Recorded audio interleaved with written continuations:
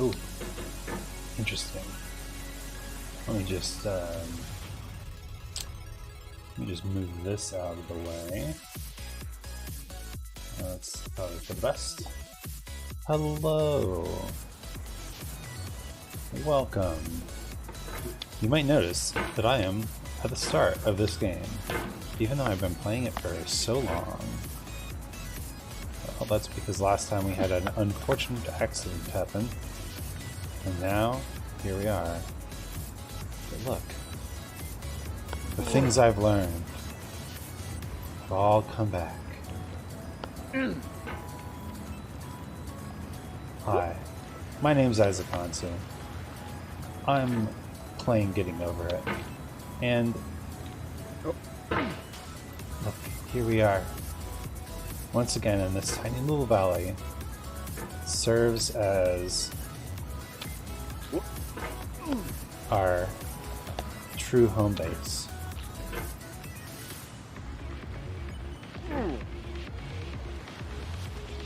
And you also might notice that there's some music playing. Well, after being copyright struck 3 times in a row, I finally decided to sign up to a music service that is supposed to be copyright free. If it isn't, well, I know who to call.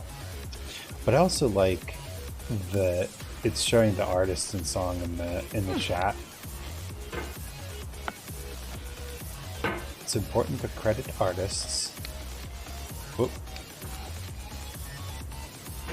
Careful there, buddy.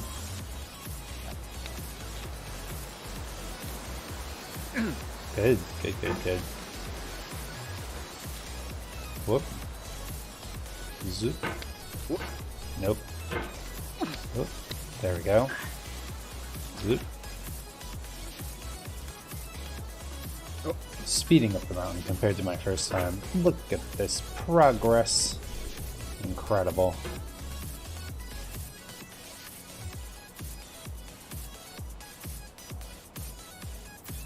And if there's anything I hate about this game, it's the mouse control. I don't know, I'm just not a mouse sort of gamer. Is that the cutie Isaac Hansu? Depends on your definition of cute, but I believe so. I believe I'm the one you are speaking of. Welcome, how are you? How you been? You're here earlier than usual.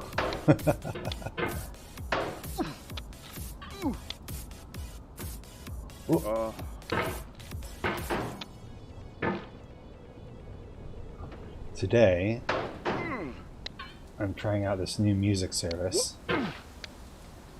Pretzel Rocks.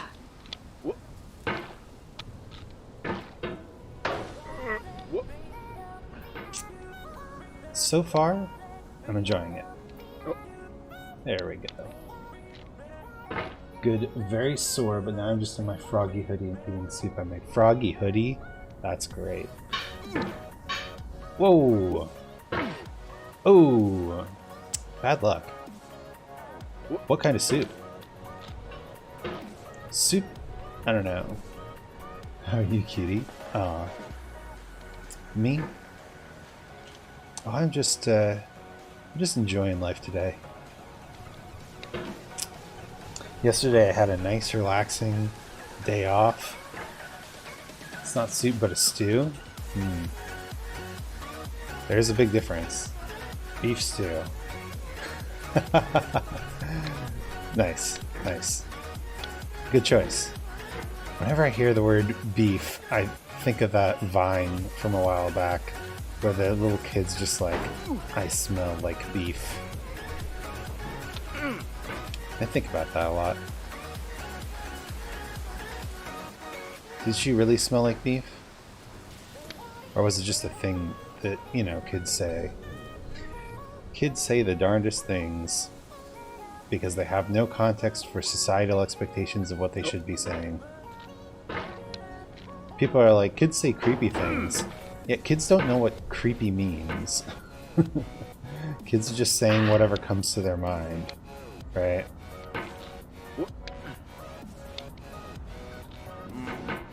Anyway, yesterday I had a very relaxing day of playing hard video games. All I needed in my life was this XXL hoodie. Nice. I ordered it on my birthday and it came in today. Yeah, hoodies are one of those things that it's better to order like 2 sizes too large. It's really like anything you want to be comfortable, you should order more size than you expect you need. Like comforters, blankets, the big blanket on your bed. Absolutely order a California king size comforter every time. I don't care how big your bed is. Well, that might be a little big for a twin, but get that California king comforter. Delicious. You snuggle right up in that shit. These are you have a collection: penguin, cat, frog, dog, dinosaur, etc. That's awesome. Great collection. Some people collect expensive things, but collecting comfortable things, I think, is the true big brain move. Hoodies are your love. Didn't you say you have abs though? I feel like hoodies are the anti-ab, right? Whoop. Okay. So I got from the bottom to here in like 6 minutes. So I feel like I'm getting better at this game. The problem is I don't know where to go once I get to Orange Hell. Whoop. Whoop. Yep. Yep. Yep. Yep. Or, well, I know where to go. There's really only one direction to go, and it's up. Oh, there we go. Yeah, but I don't really care for shutting them off. That's fair.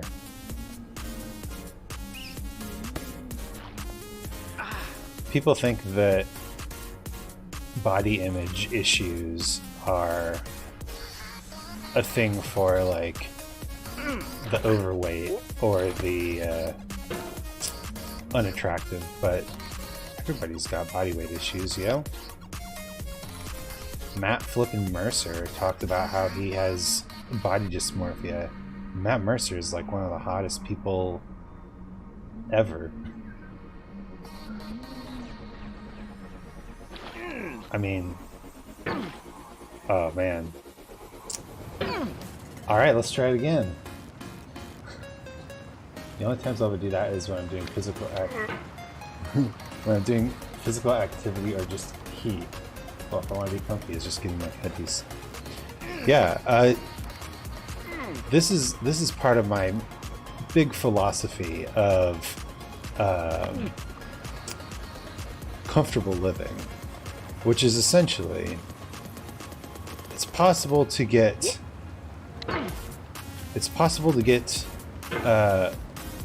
warmer by putting more clothes on, but it's not possible to get cooler by taking clothes off. Eventually you run out of clothes to take off, you know? Thus, the ideal living situation is somewhere where it's cold, because then you can adjust upwards as much as you need to, using hoodies and blankets and friendly creatures like other humans and cats and stuff. Oh. Matt can literally kiss me. Hot in all categories. Dude, Matt Mercer is such a hottie.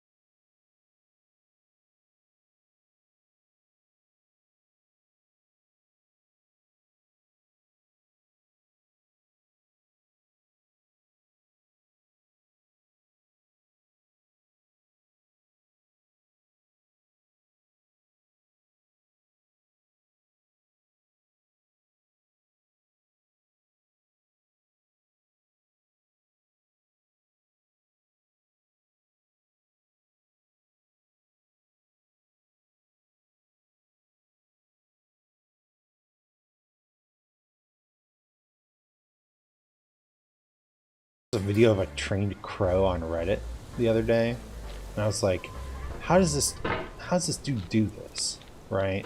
It's just food, right? Whenever I was laying down with my back straight up, he'd sometimes get on my head. Oh, that's so adorable.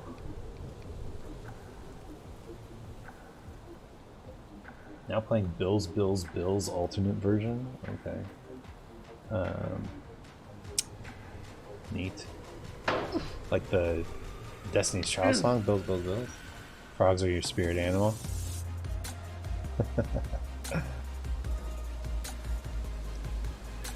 Is spirit animal just something like an animal that you like, or is it an animal whose qualities you want to emulate? Or is it an animal whose qualities that you find you do emulate? Such vibe creatures. You want it to be like the frog. Sit on the lily pad, ribbit. Eat the flies without moving. That's a true dream. Can I sit somewhere comfy and chill, and then grab food as it passes by with my super long and sticky tongue? The dream. Want to be a frog sounds dope. Yeah, it does.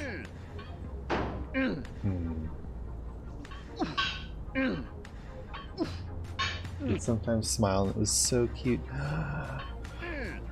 Smiling frog. Adorable. What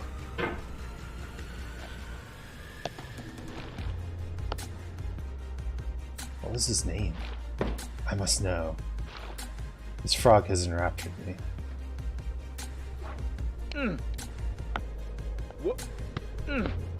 Whoop. Let's calm down. Did this first try last time. Have you ever seen a frog smile?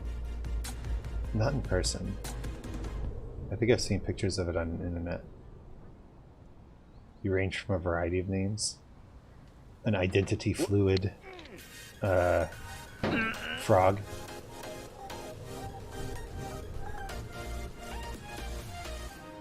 Look at that. Look at this pro getting over its strats. Just need to make sure I don't fling my mouse off of my desk while I do this. But it ended up being Ace. Ooh. Ace is a good name.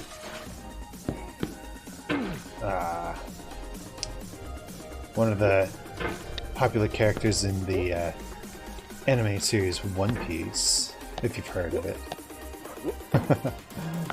Although I'm sure that your Ace was not named for One Piece. Although maybe, I don't know.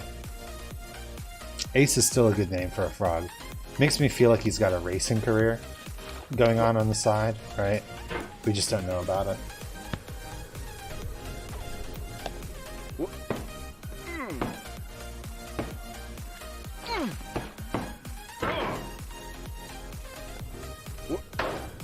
Imagine not knowing what One Piece is.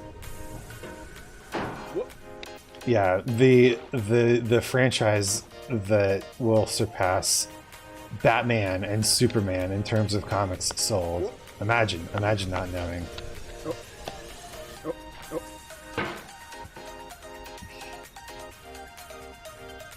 Well, but just because you know what One Piece is doesn't necessarily mean that you name a frog after a One Piece character.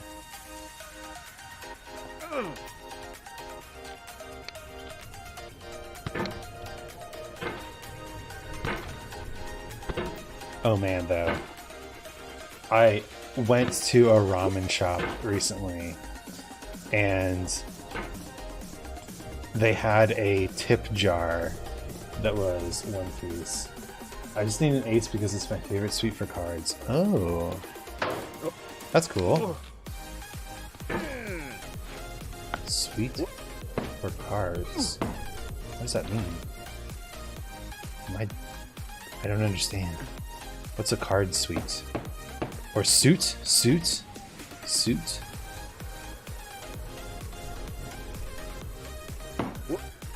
Suits and suites?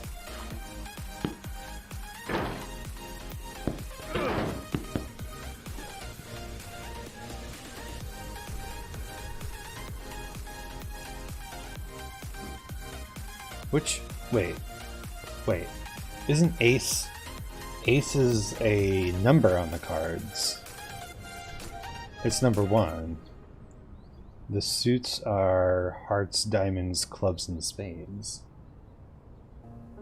Nah. Ace is a suit. Yeah, that hurt. Aw. No worries.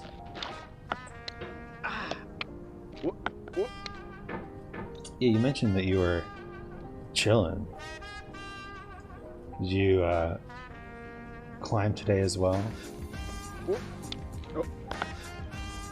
There we go.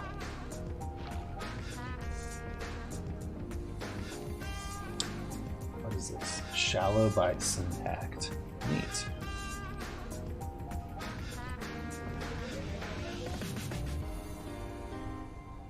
You got a minor concussion? Oh no! Holy crap. What? That's a good reason to be just vibing. How did that happen? Rock climbing? I didn't know. I don't know what else you do, so that was my first guess.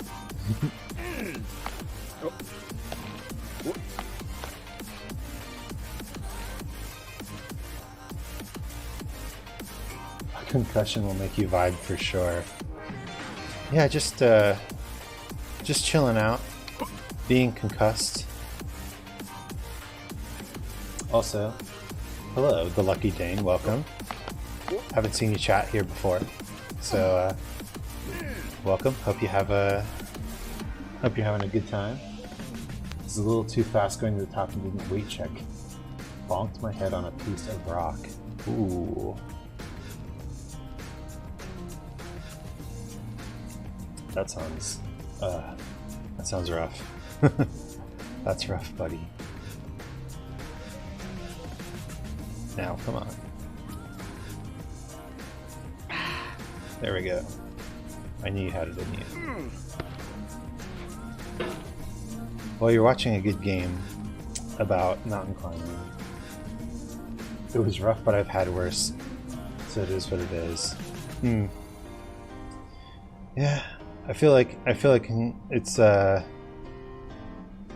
like any injury or setback. Like the first one's rough, but you kind of start to get used to it, you know?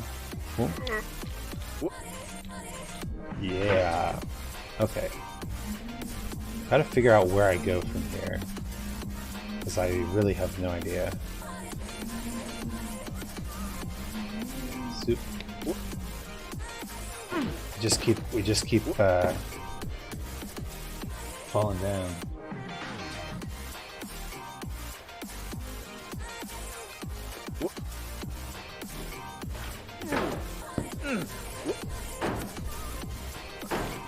Oh, nice.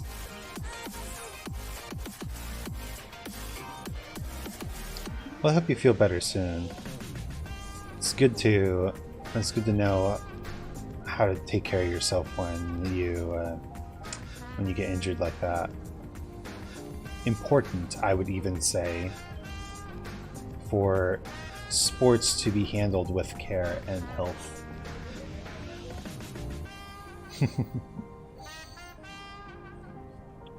I don't think I've ever gotten a concussion. So, you're already like 3 steps farther from me. You want another frog hoodie? Not gonna lie. Bought that good swamp green one, but I want that black one. Handle everything dealing with injuries with care. That's good. Active lifestyle. Very important to take care of yourself. A black frog hoodie, though. Sounds cool. Could you get one of those, like, poison dart frog sort of ones.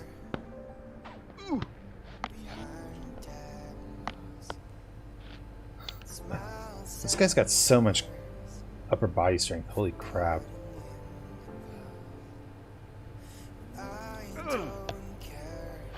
What color poison dart frog would you want?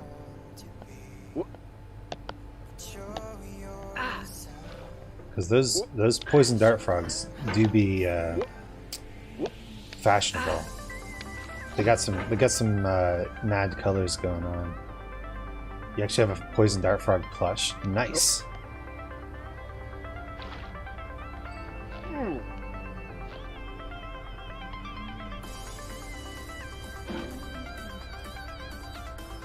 Wasn't there a Beanie Baby that was like the poison dart frog? Or was that like a joke? It started my entire infatuation with frogs. Nice. The origin story. Now we know the secret truth.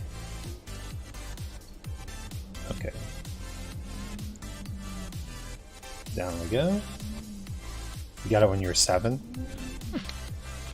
Oh.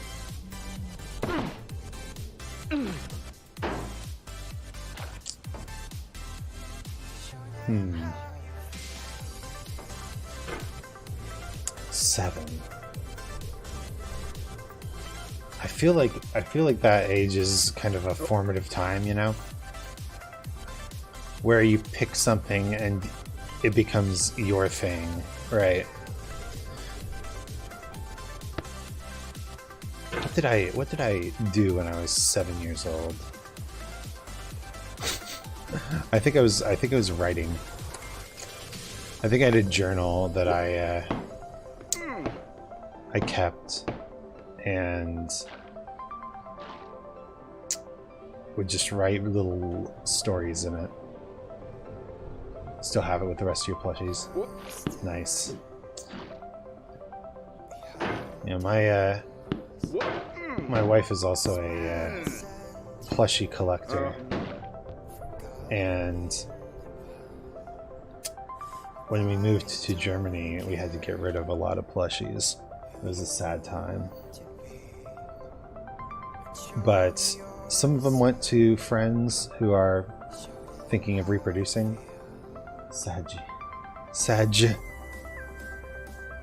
Some of them went to Goodwill. So, and of course, some of them came with us. We still have a lot of plushies. Worry not. The plushie quota in this house is still quite fulfilled. Yeah. You'd cry, honestly. There were tears.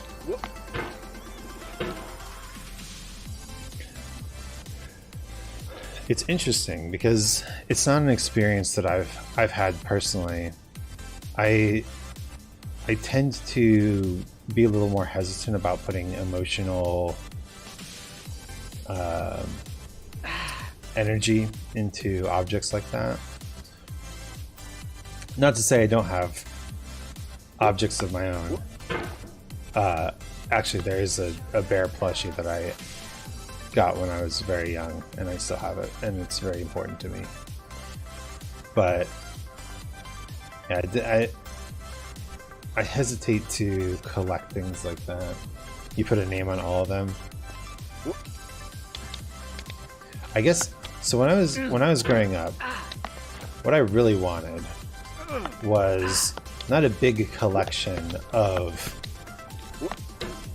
animal friends, but just like one. We love the bear plush. On my YouTube channel, there are some videos where I use the bear plush as the music video subject. That was interesting. It was when I would first moved to Germany and I didn't have my computer, so I was just losing my mind without having anything to do. And in the month and a half it took for them to deliver my goddamn computer,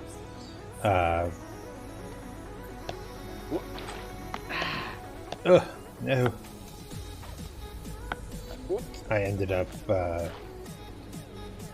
making a bunch of little videos. Ah, darn. You just want an army to overrun your bed. An army of stuffed animals. Yeah, my dream was having like a little, I don't know.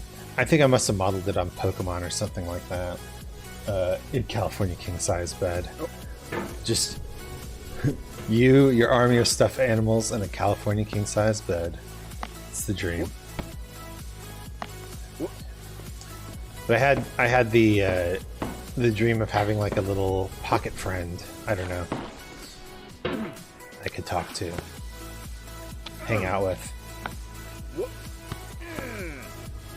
I think I thought it would be a dragon. Maybe I was thinking of a Charizard.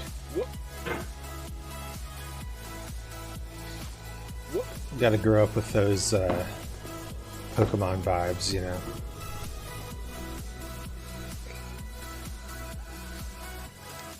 But yeah, as you can imagine, I did not get my sentient pocket dragon. I did have a Tamagotchi though. Ah, yeah, close enough. Oh, and there was the Pocket Pikachu, which was basically a Tamagotchi, but specifically for Pokemon. Your pocket friend was a frog. You had a real pocket friend. That's awesome. Ace the Frog. No. Ace the Frog sounds awesome.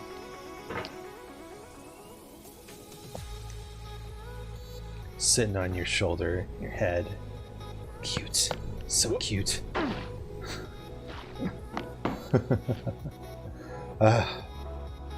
Pocket friend. Gonna get another one eventually. You should. When you have the means to do so.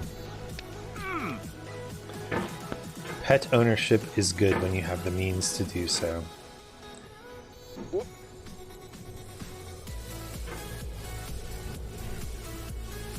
Yeah, my boy, Blue, my cat boy, recently had to go to the dentist, and we found out that one of his teeth had broken.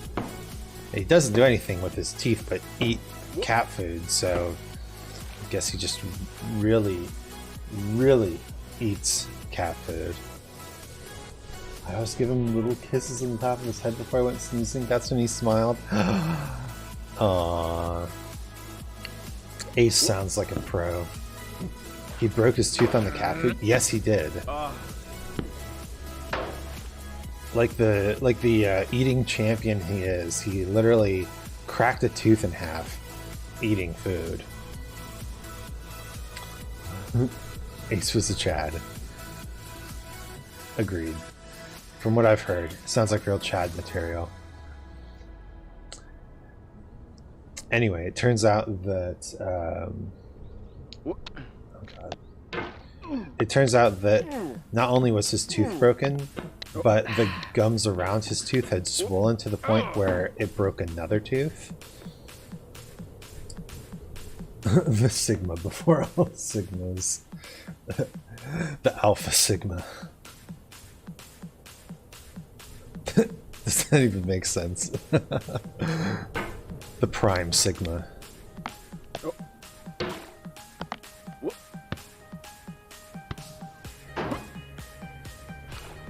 Sucks, poor guy. Yeah, and we took him to the vet, and honestly, the second tooth, I think, could have been prevented if we had known what was going on. Like, if we knew that he was in immediate need for dentistry, I wouldn't have just scheduled a random appointment. I would have taken him to, like, vet ER or something like that. But yeah, the poor guy suffered through a few weeks of waiting while we were waiting for the appointment. But now he's had his teeth removed and he's taking his antibiotics really well like a good boy. And yeah, he's just so much happier and more vocal, and I'm very, very happy. Swollen gums are horrible. Agreed. I've got the, well, I need to find a dentist in Germany, but I had that whole American tooth care package where when you're in middle school, your parents put you on the whatever the heck the orthodontist tells you to get, and so you get like braces and retainers and spacers and all this crap. I don't think I actually needed it, but you know, I have good teeth now, so never got braces. Yeah, well, they're awful. I don't recommend it.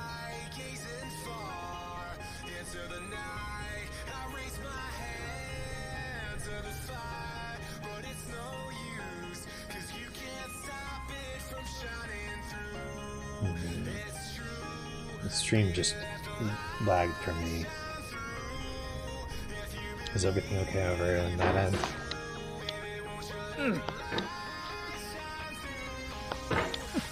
But yeah, the horrible part was my teeth are straighter than me. Not saying much, but still. You are blessed. Blessed with the straightest of teeth.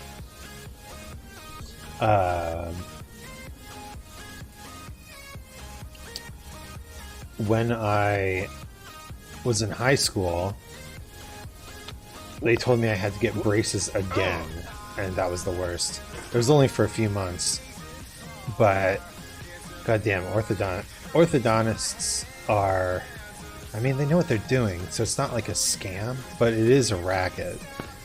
It's like, I don't need like movie star style teeth. Your horror stories of braces. The worst part was I had braces when I started playing wind instruments, so like I learned how to play the saxophone and the bassoon while, gosh darn it, while wearing braces. And then when they came off, I had to like relearn how to play. And then when they went back on, I had to relearn how to play again. Probably the worst part. But actually, so I have a sister, and she actually needed braces because she had a tooth growing out of the roof of her mouth. Maybe I was just scared into having extreme dental care.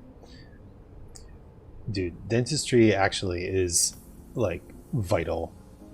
Please take care of your teeth. This is a tooth. This is a tooth health stream now. Do you floss every day? Do you brush every day? Do you use an antibacterial mouthwash? These are important things to do if you want your teeth to survive into the future. Of course, I'm very body carrying. That's good. I could stand to be more body carrying. I need to find a workout that works for me.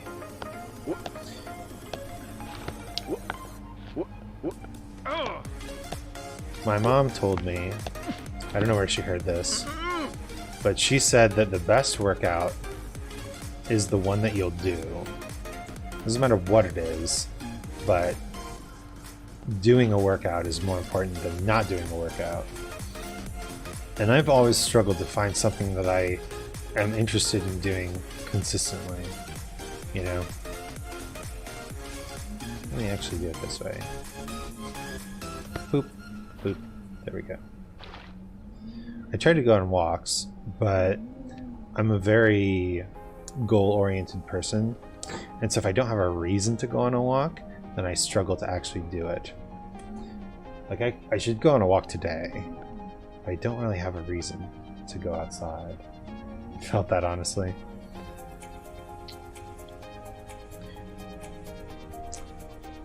I guess I have to figure out what sort of exercise I really want to do. Oh, man. And I guess the answer to that is dancing. but it's really hard to dance when there's a global pandemic going on. They canceled all the Zumba classes. I was in a Zumba class. It was actually really, really good. The teacher was like a legit dance instructor, and we didn't actually do that many Zumba dances. We did real dances that she had written the choreography for.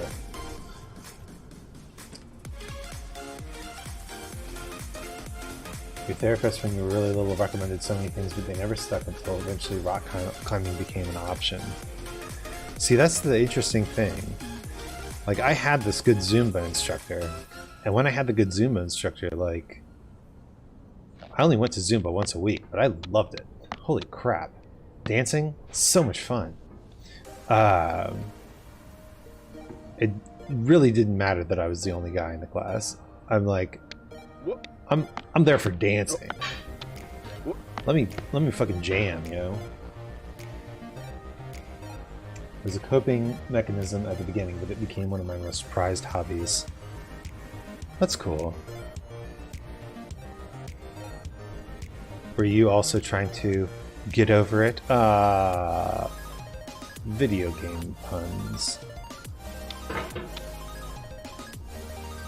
But actually, this is something that I find a lot in people's personal development, is the original reason that you do something is actually, it doesn't have to be at all related to it when you actually start doing it.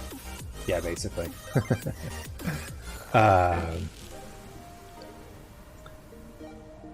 You can get into something and find value that you did not realize was there, and then you basically,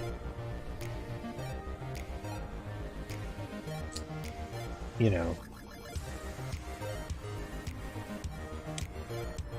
you don't have to keep doing something for the same reason you started doing it. I think a lot of people think that when they start doing something for X reason, it's the same therapist who gave me the frog plush. Sounds like a good therapist. Therapy's great.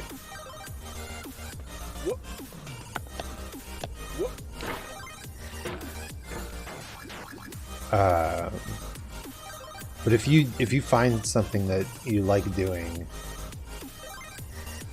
but later on you discover that there's even more to it, there's something special behind it, right?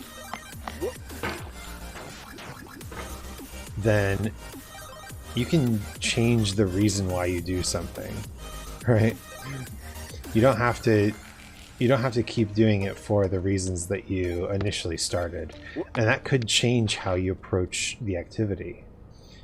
You know, when I first started streaming, I didn't want to play video games because everybody plays video games, and it also just I was worried about copyright sort of stuff, but video game copyright has never been tested in court, so no legal precedent, baby. It holds a bunch of sentimental value. That's a very important frog plush.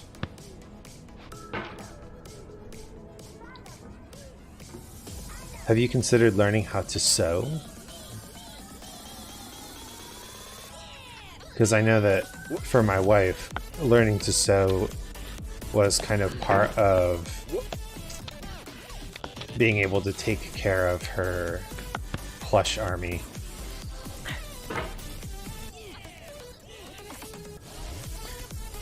It's like taking care of plush bodies, not just human bodies. You already know how to sew? Nice. You're prepared.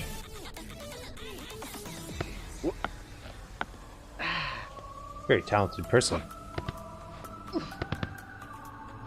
Sewing, rock climbing. I mean, that's two things. Two things that I can't do. So you're doing great. I suppose I could rock climb, just not very far, right? I'm not unable to do it. Just never tested myself. You're Granny, gotta know these things. Oh man, so one of my explicit stated goals in life is to become the old man who sits on the top of the mountain dispensing wisdom. And I was watching my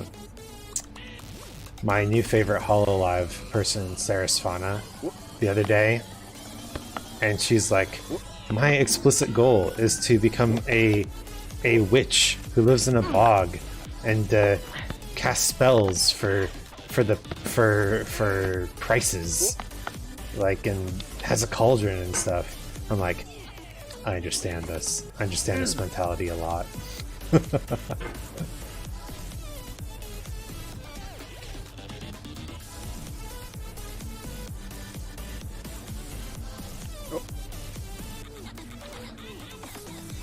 One of those people who got older, and then I was like, not old enough.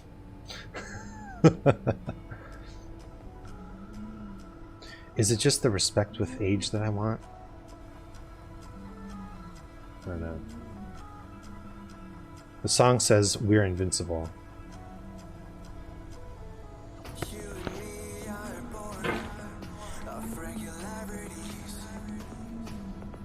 Interesting.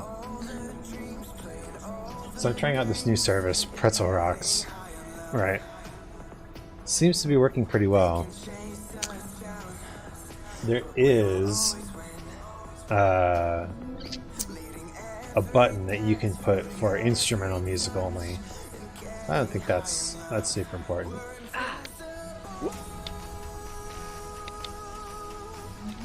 You want to be that crazy lady that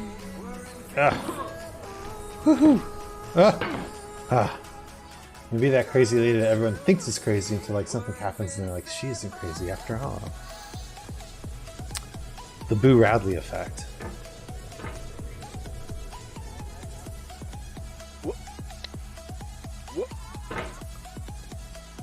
Reclusive, unpredictable, unknowable, until your powers are needed.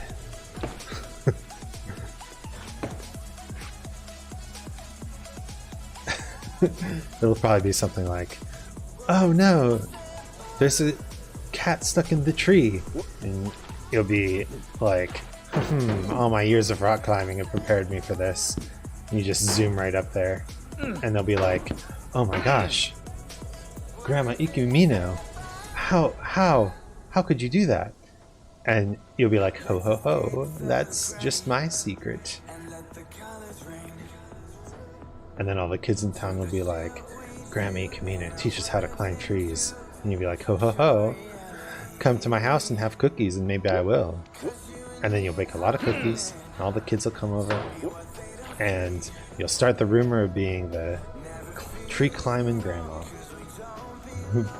I become like a major plot point to the end that the main character needs to get to. Yes. That's the goal.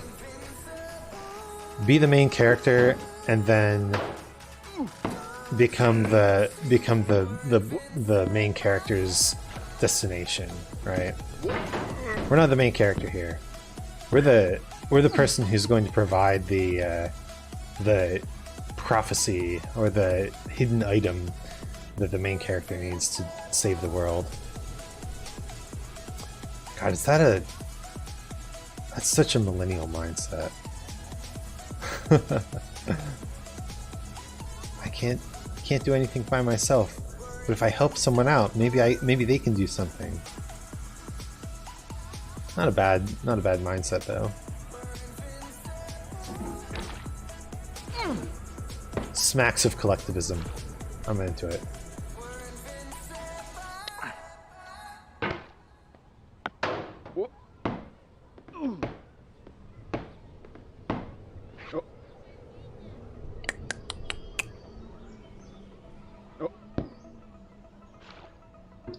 It's my frog plushie. Shake my head. I've been keeping all this serious. It's a destined frog plushie. Sophanilla 362. Heyo, welcome. How are you? We're discussing life dreams and goals, aka becoming the quest givers to the future main characters of the world.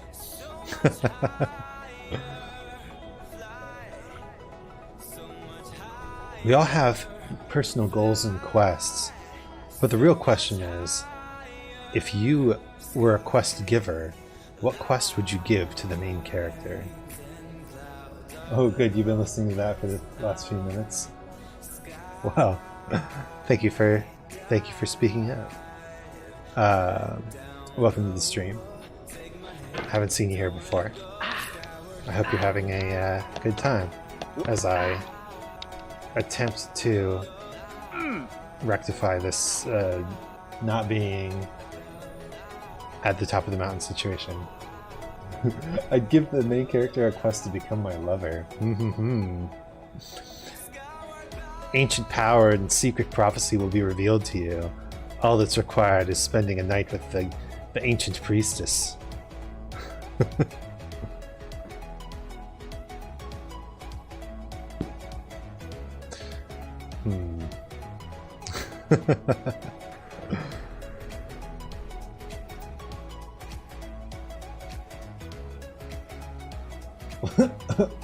Lots of dust, so be wary. Ancient priestess, she's still kicking. Not as spry as she used to be, but she could show you a good time.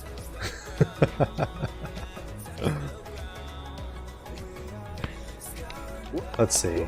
What would my quest be?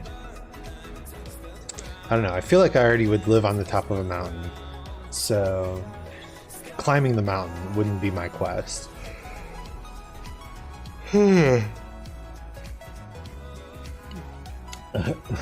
This cavern hasn't been explored in a few centuries. Truly delving the ancient places of the world. Come on. Up we go. Up we go. Unless, if I get the old person ability to be in the exact place I need to be at the exact time I need to be there, I could appear at the bottom of the mountain in an unassuming form and say, "Oh, welcome to the bottom. Welcome to the mountain of prophecy. The prophet will see you at the top. All you must do is climb the mountain." And they'll be like, "Very well, old man. I shall climb the mountain and see the seer of prophecy." And then at the top, I'll be there, and I'll be like, "Hello." And they're like, "The old man from the bottom of the mountain. Why, we've gone so much to get here. You could have just told us the prophecy down there." And I'll be like, "Ah, yes, but now you have passed my test, and I may reveal the prophecy to you." That's my dream. You might notice that my dream involves a fantasy world where there's heroes of prophecy. I'm well aware that this is a metaphorical goal.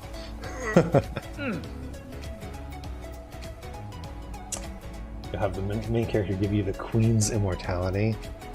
Ooh. I like the world building going on there. We've established that there's a queen, and she's immortal, and that her immortality has been taken away, and that the ancient priestess wants it. This is some good plot writing. You don't know what quest, but you have a goal? You guess you have a goal? Goals are important too. The Queen of England.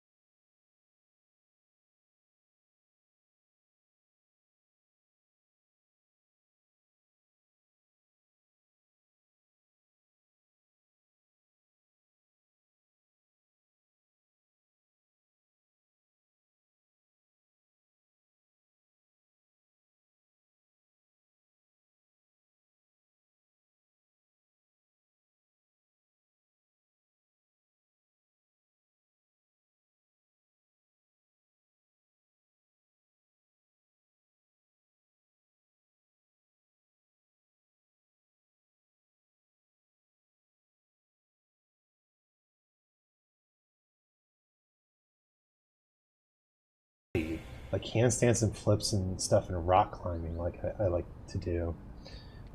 Rock climbing. Well, I am not a rock climber, but I am climbing this mountain of trash here, so I can somewhat relate. Although rock climbing is hella fun. I have only done it indoors. I'm sure there's a lot of differences doing rock climbing outside the doors. But I actually was trying to learn how to do handstands a while back. And unfortunately, I was never able to quite get it. I kept trying to get the balance and the strength down, but I think my body is just extremely dense. I got one of them dad bods. Like I don't look overweight, but I am actually overweight. I've got one of those like thick boy bods, dad bods. I want to do it outside. You haven't gotten to.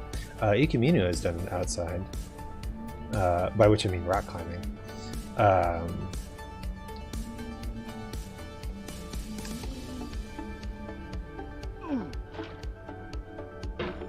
Yeah, you're super skinny. See, I wish I was super skinny, which I think helps.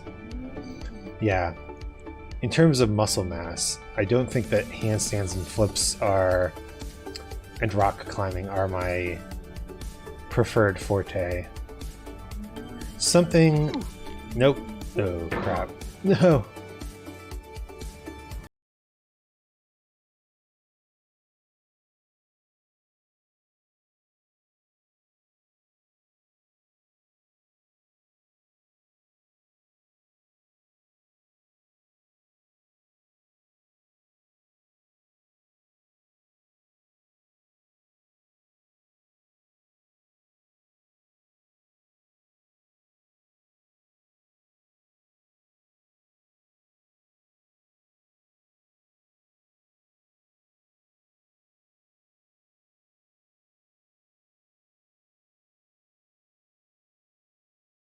Better. The world record for this game is like 1.5 minutes, which is just insanity. Can you imagine how many times you'd have to run this game? Yeah, I don't think a sport that requires me to lift myself, upper body strength wise, is going to be the sport for me.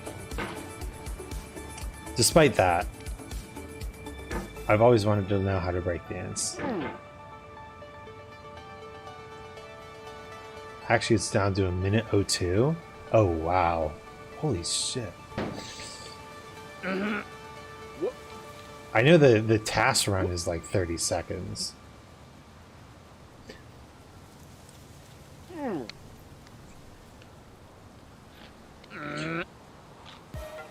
I don't think I could ever do speed running. Ugh.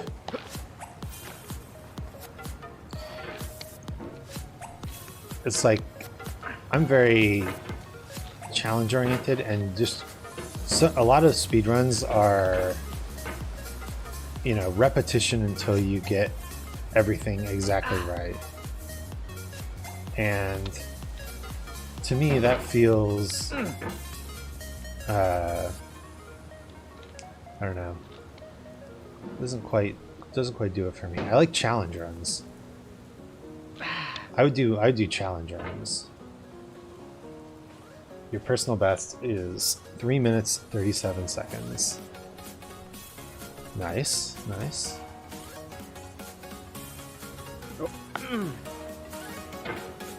My personal best is whatever this run is and counting, which I think is like 15 or 16 hours at this point.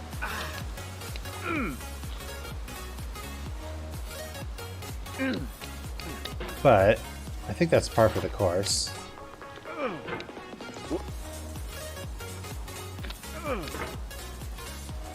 For a game like this.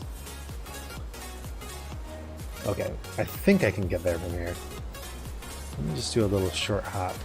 Ooh. Ooh, man. Sounds about right. It's one of those games where I've heard so much about it, and I've watched so many people play it. I knew I had to play it myself at some point. And now that I'm playing it, it's interesting. I feel like I just don't know the route very well. We've done some challenge runs of this game. What goes into a challenge run of this game? The mechanics are so simple, I imagine it'd be hard to modify them without modding the game.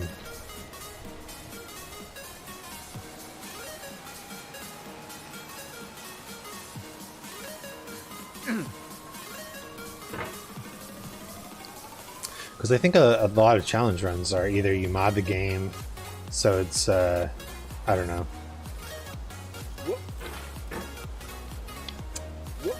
full of enemies that are very powerful or whatever, or you change the mechanics somehow, prevent yourself from doing anything. I made them up, but just with the trackpad, with the controller, with your foot. Oh wow. Okay, well that works. Different controllers. I forgot that was a category of challenge runs. That's cool. I am using a mouse, and honestly didn't know that you could use a controller, but I imagine it's got to be harder. It's not as precise, and this game seems to be about precision. Excuse me.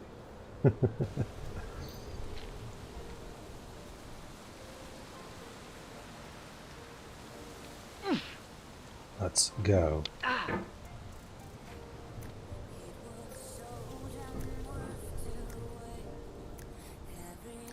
It's not as hard as you expected.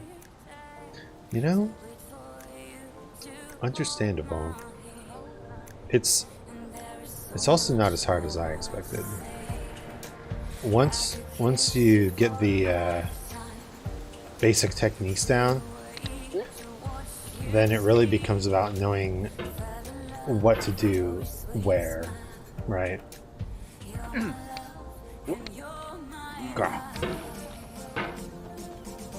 don't think any but with my foot took more than an hour.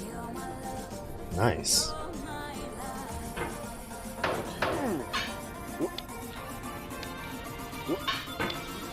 So you're like a pro. You're a pro at getting over it. Do you have the golden pot?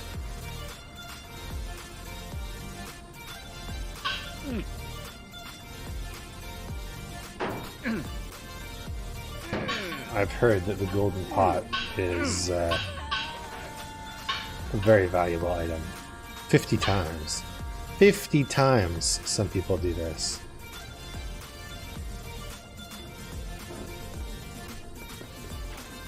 I think Mr. Bennett Foddy knew that people would play this game a lot.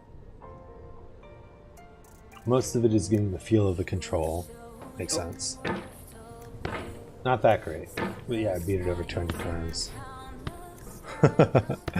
So, congratulations. From my perspective, you are a mountain god. But I completely understand the feeling of doing something very well and thinking that it's not that great. Because you get a different frame of reference, right? You could make, I don't know, art. But if you're an artist, then not only do you find the good art that you want to use as inspiration, but you also see a lot more art than the average art consumer. And thus your standards for art are much higher.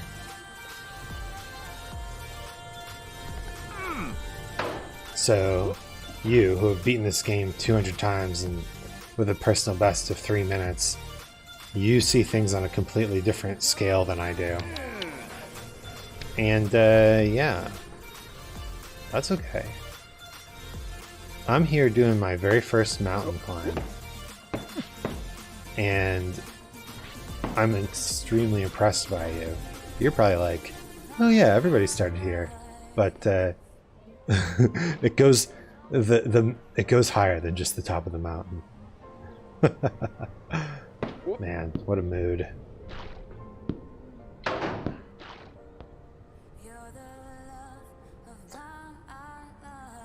The thing that I felt that the most was actually with, just compared to the 1 minute times I'm not great. Well, it's okay. You're great to me. And greatness is relative, so that means you are literally great. So, you can't deny it.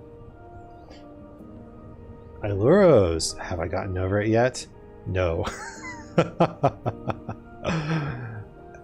I am actually kind of stuck at the moment. I can get to the rocks above the oranges, but then I don't exactly know where to go from there.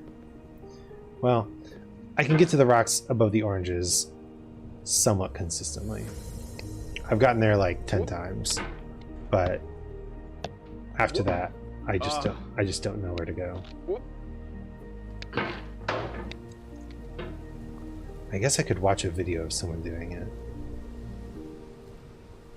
Compared to your past self, I'm so pog. Yes. That's one way to combat that, is to only compare yourself to your last self. That's where you're stuck too. Man. Tough stuff. Yeah, that rock, those rocks up there are just incredibly taxing. Now, I'm not the type of person who avoids spoilers. It's called Orange Hell for a reason. Legit. I don't think spoilers would help me do any better though. Nice. No, not nice.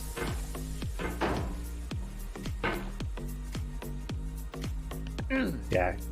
It's very punishing too, because it can just either send you back to the slide or back to the beginning, depending on how you hit the car. Iluris, what's up? Are you... Do you have your own channel yet? I know you've been doing stuff with Shade. Have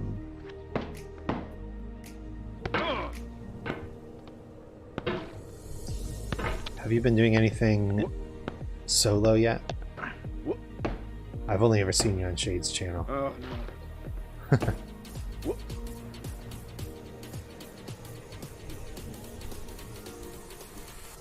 You don't have one yet.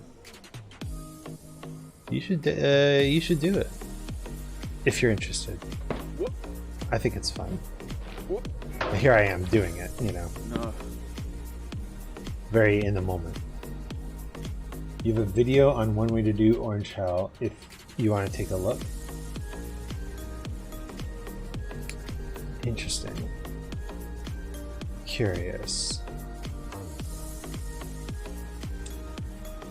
Unfortunately, links are blocked in my Twitch chat to prevent the spam.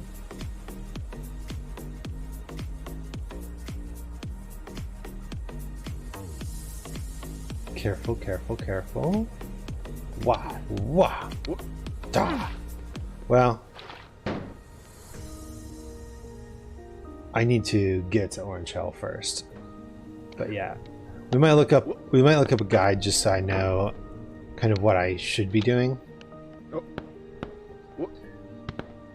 I think the challenge is in the execution, not necessarily in the discovery of the solution. And certainly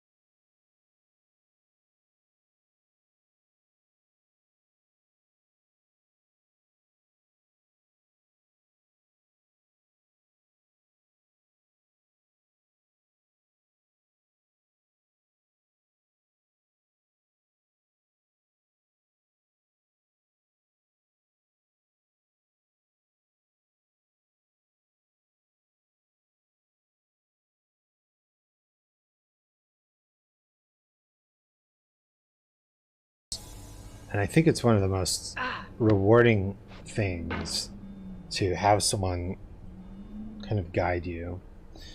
Okay. Orange Hell. Alright. That's the nice thing about speedrunning this game. There's a lot of people who do it. Alright. Let me pull up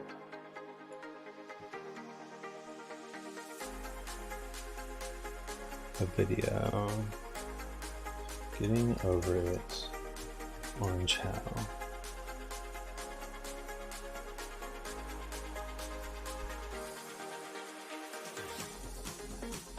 Let's see. Here we go.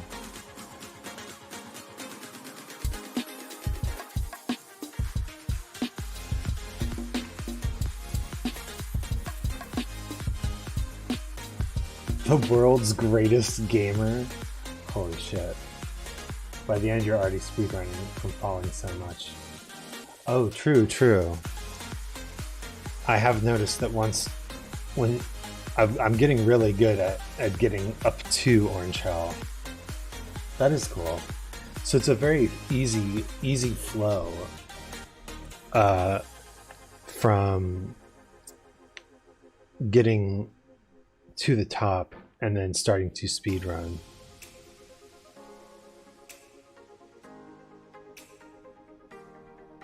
That's awesome.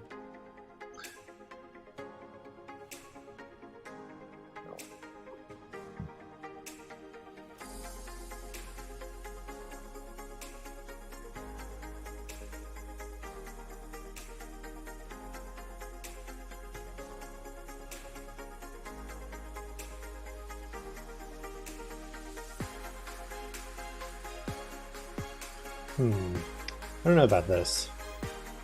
I like my method better. But I understand that this is probably more consistent. See, that just looks like a recipe for flinging yourself off. I just don't know what to do on these rocks.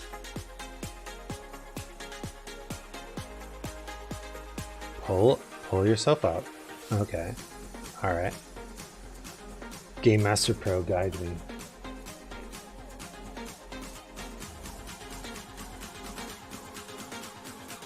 As far to the right as possible.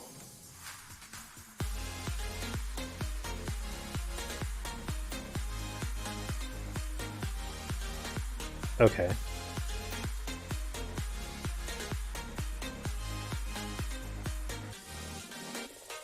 I like to pick myself up on that pogo. I think it's more controlled.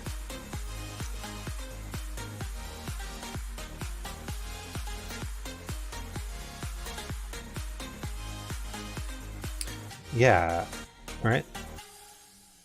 Now that you gotten the lump, it's time to move on to the hardest part. This is the part that I'm struggling with. So let's observe.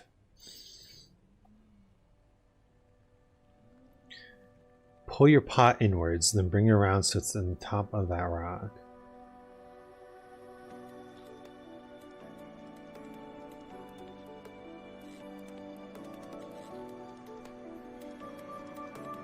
If you don't understand, just do what I'm doing right now.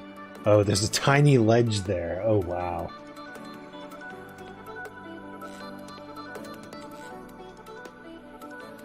Grab the ledge and pull yourself up. Okay.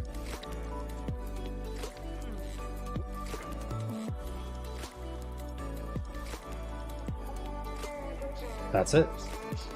Now you're finished. Okay. You completed Orange Hell. We can only hope. Alright. Let's close that and go back to getting over it. Alright.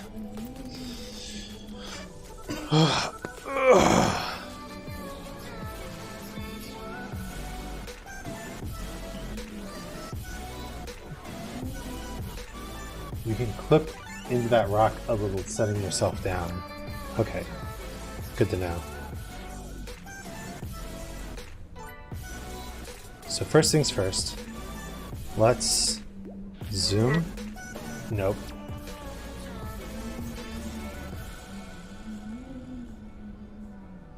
Let's zoom. Amazing.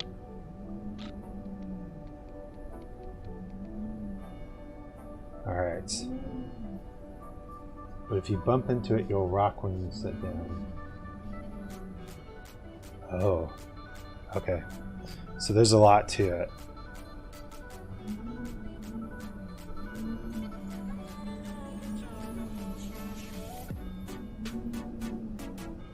I can hear the church bells.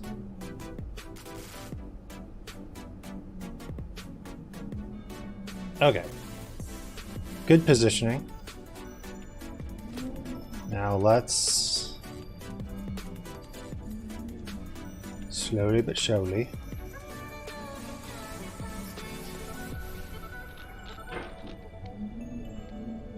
pull the self up.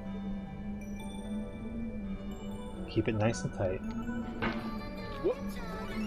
Keep it nice and tight.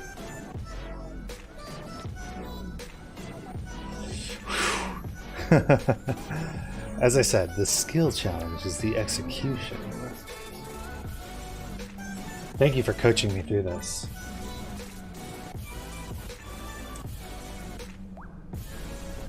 Let's try it again.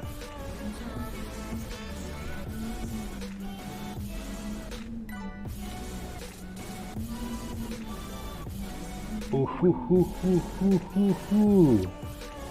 Okay, not bad, not bad. It looked like they still got it from here, so you rock back when you sit down. Okay.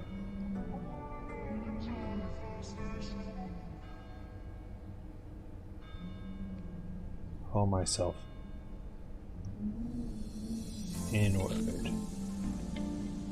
Oh, oh, oh, oh, oh, oh. I think it's less likely to slip the smoother you move because you bounce and slide otherwise. Ah, okay. Yeah, I felt that. That makes sense. Alright.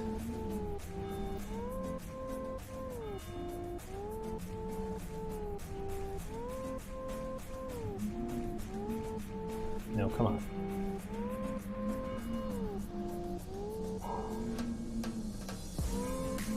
Here we go. Lovely. Absolutely lovely. Alright. Now this is a pogo and grab, which...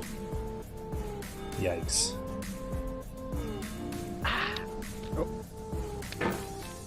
Okay. I don't have infinite grounds to land on, so... Got to be careful. Don't fling your hammer around like a maniac.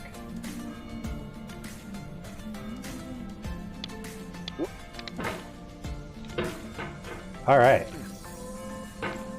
Thank you for suggesting that I watch someone do it. I'm sorry I didn't watch your video. Just gotta be careful. Don't fling yourself off. I'm my own worst enemy. All right. The hand. Zahando. There we go. I remember that bats come out of here.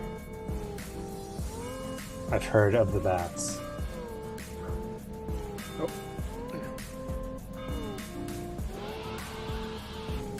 Like that, yes. Do I have to grab onto that little ledge thing? Whoop. Okay. Don't be so close to the bell tower.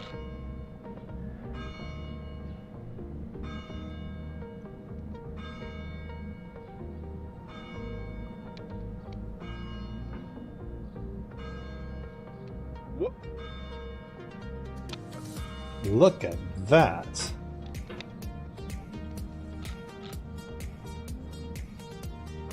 Alright. Whole self up.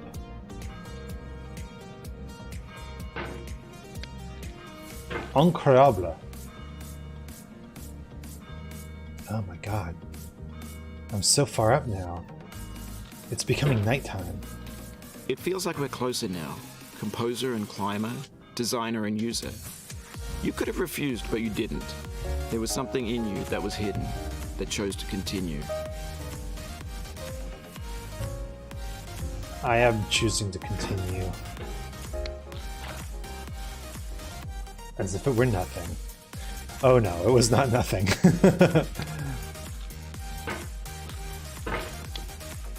But I'm so glad for this roof. I've seen playthroughs where people spend a lot of time landing on this roof. So I'm excited now. Are we anticipating the ending? The ending of getting over it. Now for the hat jump. Ah, yes. Okay. Hat jump sucks. Well, there's a roof there, so I'm not too bummed out. I don't think getting in that gap is where I want to be. I think I want to be here, so that way I can go floomp like that, kind of like that.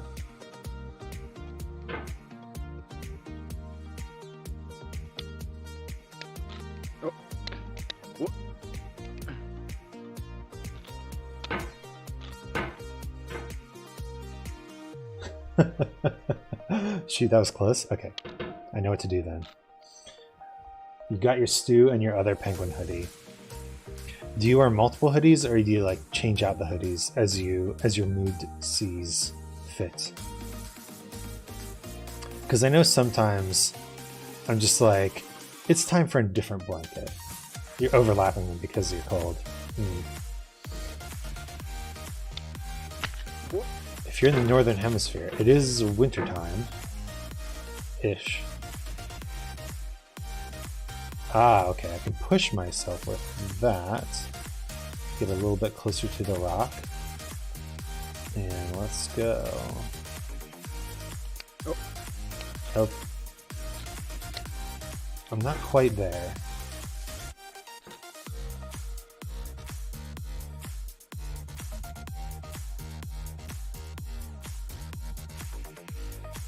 There we go. So it's actually interesting. So I grew up in America, and now I'm living in Germany. And the place that I'm living, compared to the place where I lived, is way further north. I'm currently living at a much higher latitude than anything compared to where I grew up. Despite that, it is not nearly as cold here. You feel that, Nora? Berlin is, I don't know, it's close enough to like water or air currents or something like that.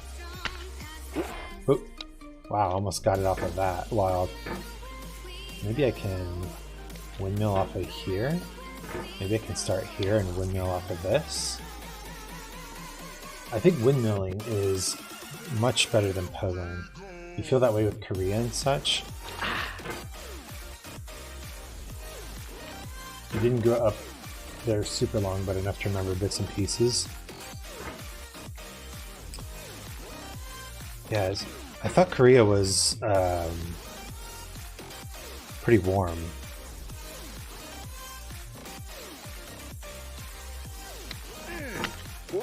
No, I don't think that this is going to work. Unless I'm doing it like...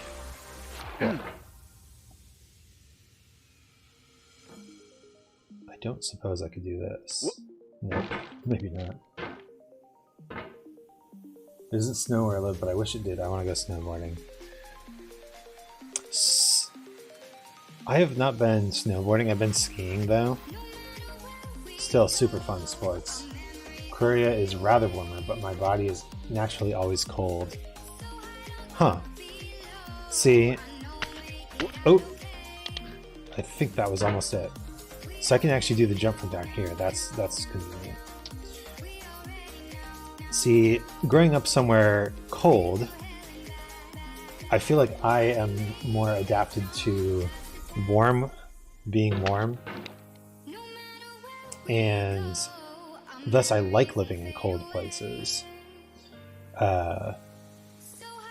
And I was excited to move up so many like latitude degrees. But wouldn't you know it, the actual place where I live is not that cold. Like seriously, we've had like 2 days of snow so far. Give me a break. Give me a snow break. That's what I want.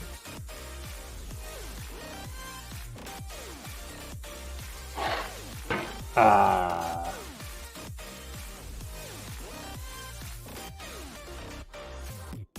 I am supposed to slowly do that one, right?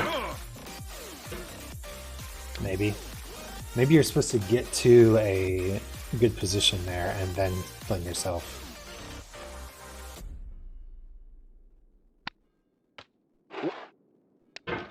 Okay. Starting to get consistent at that. You pretty much have to make it above that corner. Ah, okay. Let me just adjust my mouse. It's possible if you don't make it, but much, much harder. Ah, I see that corner. Okay, I know which corner you're talking about now. So you do have to kind of bounce off this upper rock. Oh, that's rough.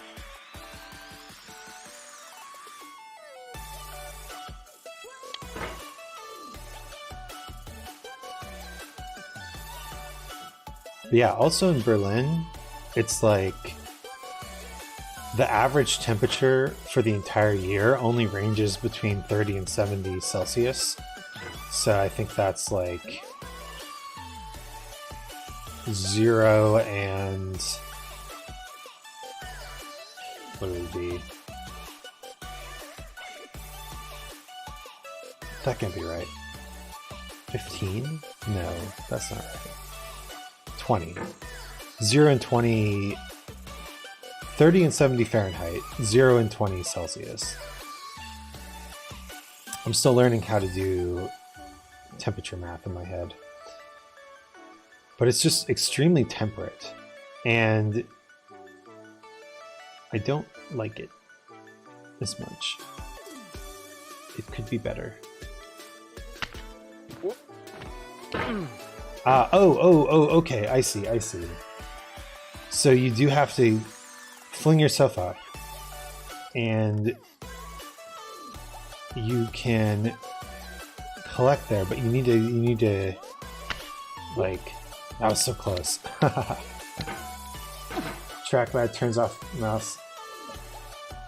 Oh, and trackpad tuning turns off mouse acceleration. Most people like it, but at this point I don't know if it will help.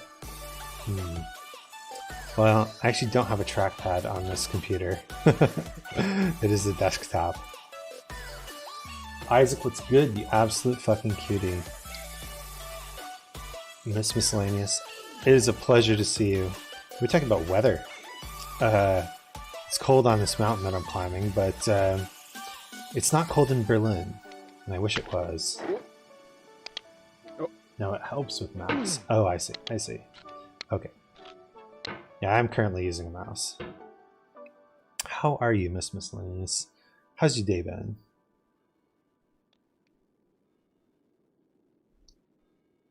It's been somewhat of a philosophical stream. Talking about climbing mountains and setting goals and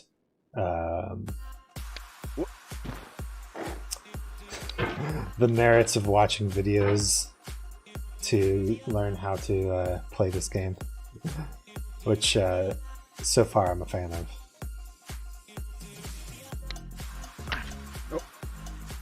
It's actually been good. Got more early birthday gifts today. Oh, happy birthday. When's your birthday? Another February birthday. There's a lot of us.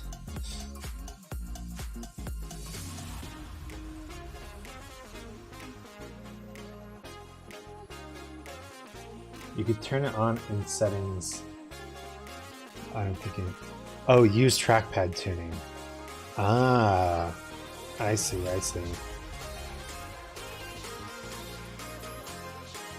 Next Saturday, the 12th? Oh. I'll be streaming. Haha.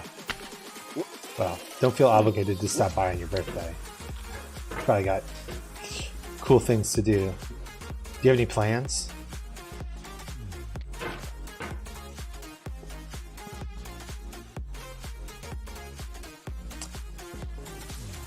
For me, birthday is always like, I usually buy myself a birthday gift well in advance of when I actually need to,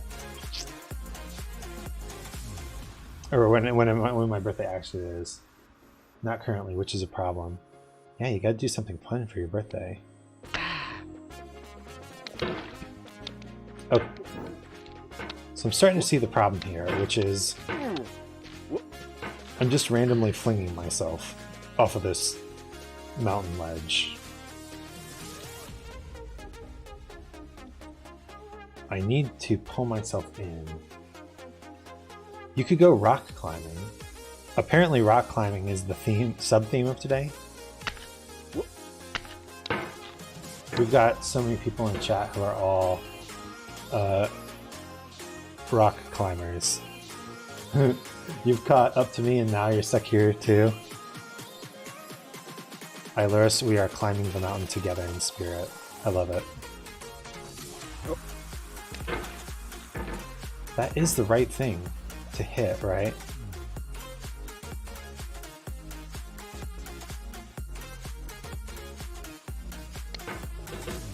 Oh boy.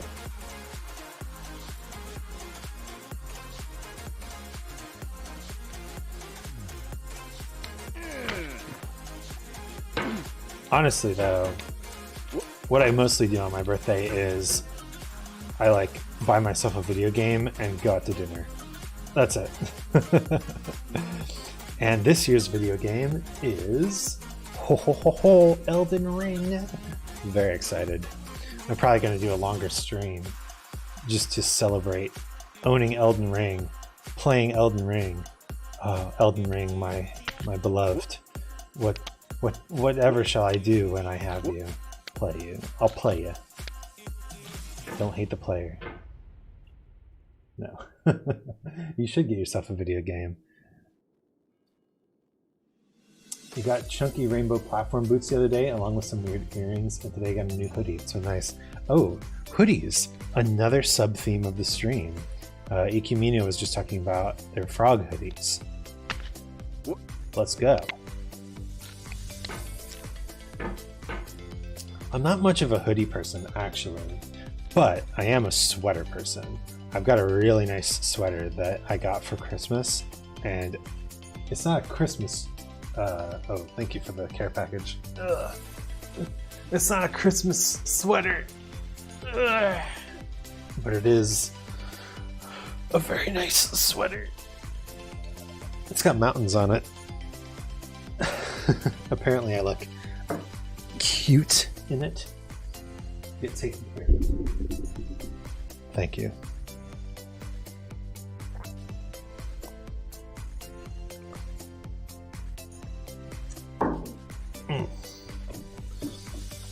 My posture wasn't actually that bad, all things considered. Yeah, so I want Elden Ring, and I'm super, super interested in what's going on there. Also, as a birthday gift. Oh no, I can't send links! My lord, why does my hammer feel like it's covered in Teflon? I don't know, but now I must... Nya. We're going to Nya our way up this mountain. Nya. Nya. Nya. ASMR Nya. Ready? Ready? Nya.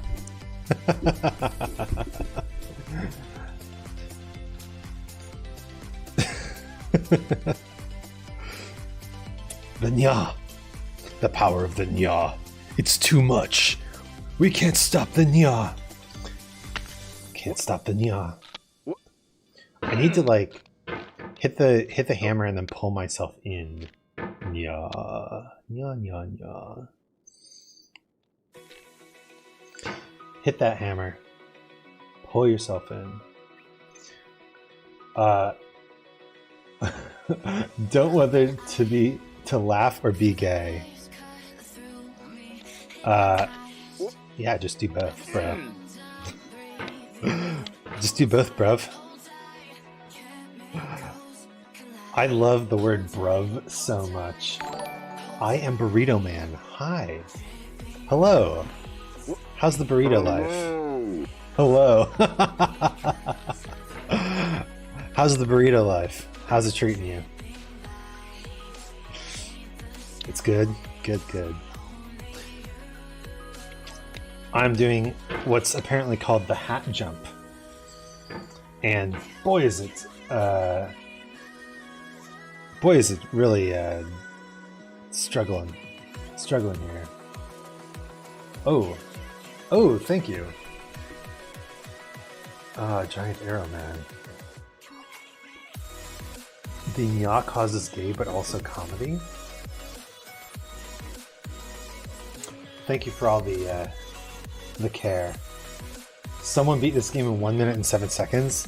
Yeah, that's what Soft Vanilla was saying. I don't understand how that's possible, but I'm happy for them. Do I do it from here? Do I set myself gently on this rock? Hope that gives you motivation. Yeah, I mean, stay tuned, because any minute now, I could just suddenly beat the game. Right?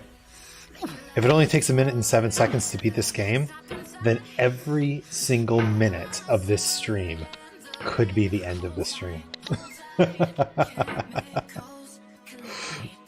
There's any moment it could happen. I'm already most of the way there. So 15 seconds from now, I could be at the top. You never know. It's possible from all 3 rocks, but I don't know which is easiest. Interesting. Okay, good to know. Well, I like this rock the most. So let's see there. I used all my Smarty Pants wrinkles. It's smooth brain time, boys. Alright. It took Markiplier a few episodes to get through. I believe it. Oh, no! Okay. I've seen the ending. I know it's possible now. We have to do the most powerful pogo known to pogos. Known to pop men. Nope, that ain't it. 8-hour-long episodes? You know, that makes me feel better, actually.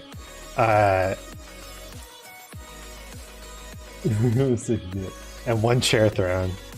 Where did he throw the chair? Plus throwing a chair. So close. I need just a powerful pogo. I need an incredibly strong. In episode 1 or 2? Early on? Okay, that's fair. Oh, okay. Closer, closer.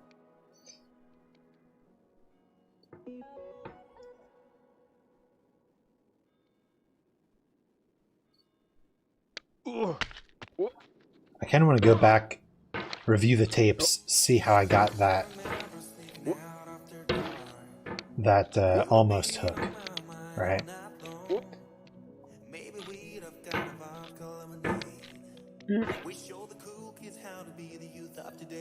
One thing about being a VTuber that I really love is that you can't see the faces that I make. Someday when I get a 3D model, I'll try to program in as many faces as I can so that you can see all the weird stress faces I make while I struggle with these sort of games. He fell from the slide back to the start, I think. I did that a few times. Nice. I'm just like Markiplier. Actually, Markiplier is super cool. I'm a fan. I don't like his sense of humor as much, but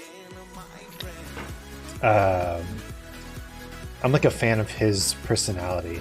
Also, apparently I like grew up in the same town as him and knew some of the people who are on his videos. Just kind of wild. 3D Isaac, I'm not prepared, I'll die. So is Pogo stuck in the future plans or done with rage games after this? I don't know. I kind of want to go back to my beloved Dark Souls style games. This is the first, I don't know, rage sort of game that I played. I know there's Pogo Stuck and Jump King. I have Jump King, but yeah, this is proven to be very stressful thing. Jump King, yeah, Jump King looks hard as hell.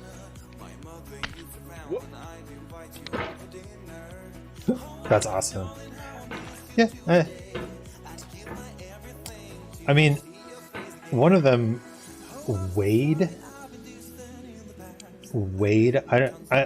I'm not super familiar with Markiplier lore. I don't know all these people, but I actually met Wade at a video game conference, and that's when I learned that they all grew up near me. Let's go. Careful. Nope. Fucking Jump King. I wonder how someone with anger issues would react to this. My entire goal is to not react angrily. The thing is,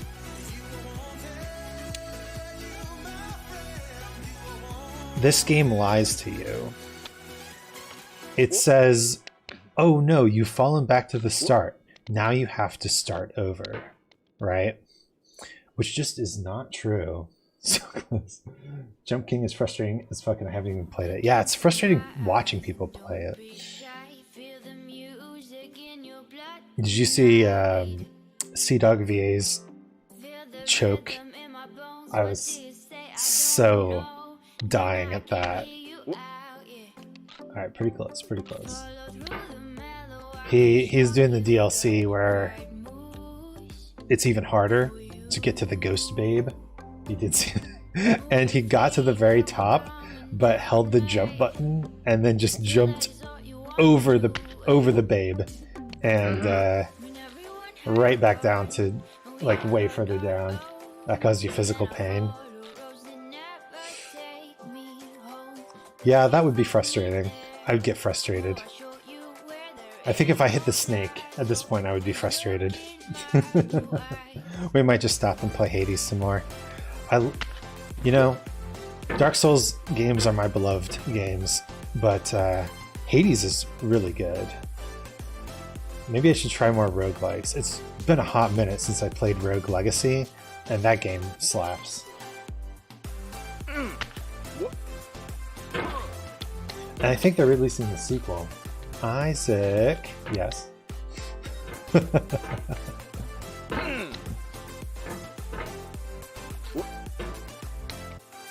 You're cute. Thank you. You're gonna have to up your compliment game if you want to really fluster me now. He throws the chair in episode 1? Wow. Yeah. This game tells you that you start over, but you don't actually start over. You still have all the knowledge that you've gained, right? Oh damn, how do I do that? That's the challenge. Interactive streams. Challenge my viewers to come up with the best compliments they can for me. Wow, that sounds kind of scummy, huh?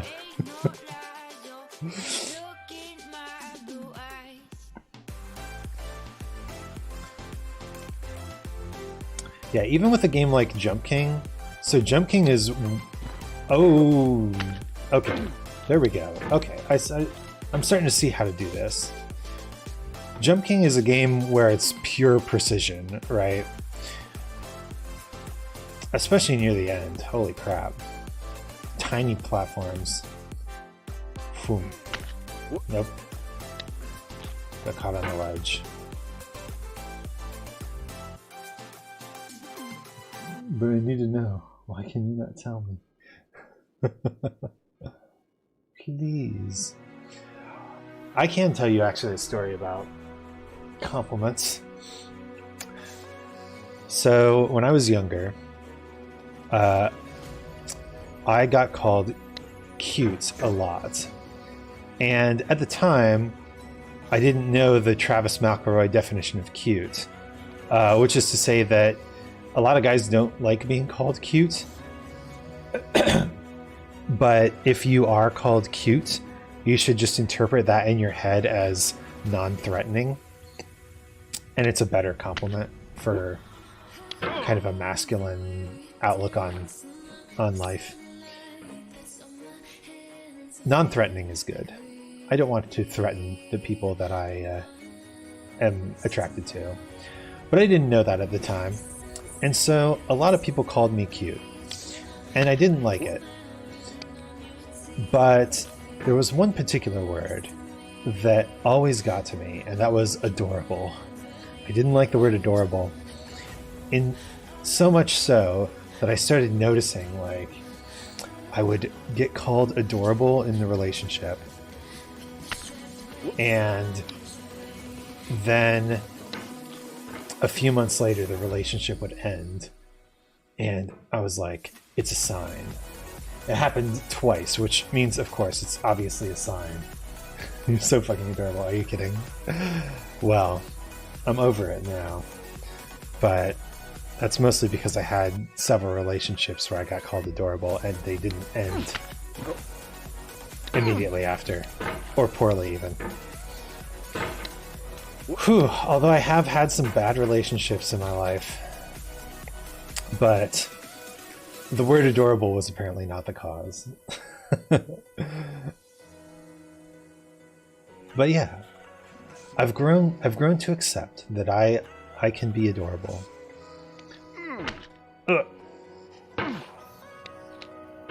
You know, it's a small victory, but I'm happy that I haven't flung myself so badly off of this stone that I have gotten past the chimney, which now basically guarantees that it'll happen. But yeah, I'm happy about it. Yeah, I didn't like the word adorable. I didn't like being called cute. But then I learned the Travis McElroy definition of cute. And you too can overcome your fear of being cute by learning the Travis McElroy definition of cuteness.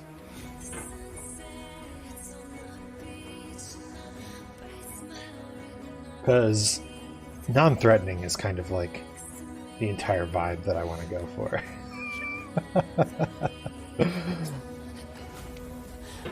No, please let me up the mountain, sir. You got to the big snowballs and fell again? I'm glad, Iluris, I'm glad that you are joining me on this journey. We should connect on Discord and actually like talk sometime. Shade and I message on Discord all the time. I mean, not all the time. I'm barely on Discord, but you know what I mean. This just in. This just in. Isaac being the cutest motherfucker around was not the cause of past relationships coming to an end. Back to you, Tom. I've been called adorable. I think the first time I wasn't too expecting because I wasn't trying to be, but after I didn't mind. Anytime. Heck, I'm free now if you want. Collab stream? I don't have any of your assets. And also, I don't think that you can't... I think I have my Discord set so that, like, you can't add me. Well, maybe. You're a friend of a friend. Twitter DM me your Discord name.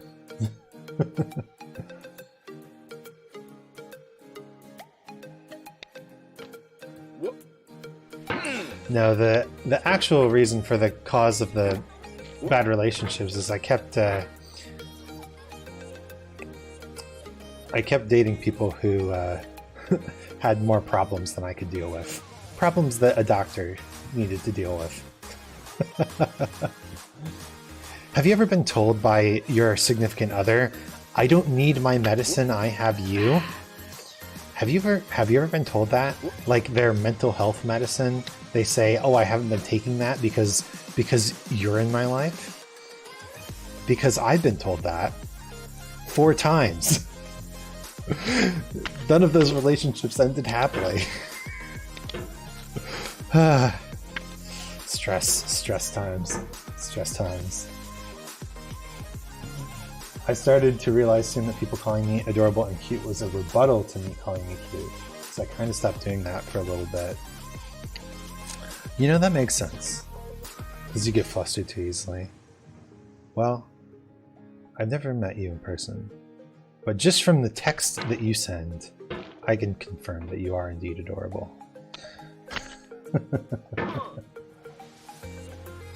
I don't have a Discord bot thing. Let me... There we go. Alright. Copy message. Go to Discord. Add a friend.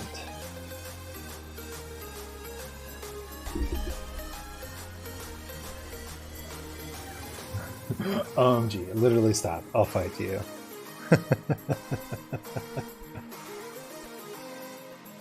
Should I turn down the music? I think I should.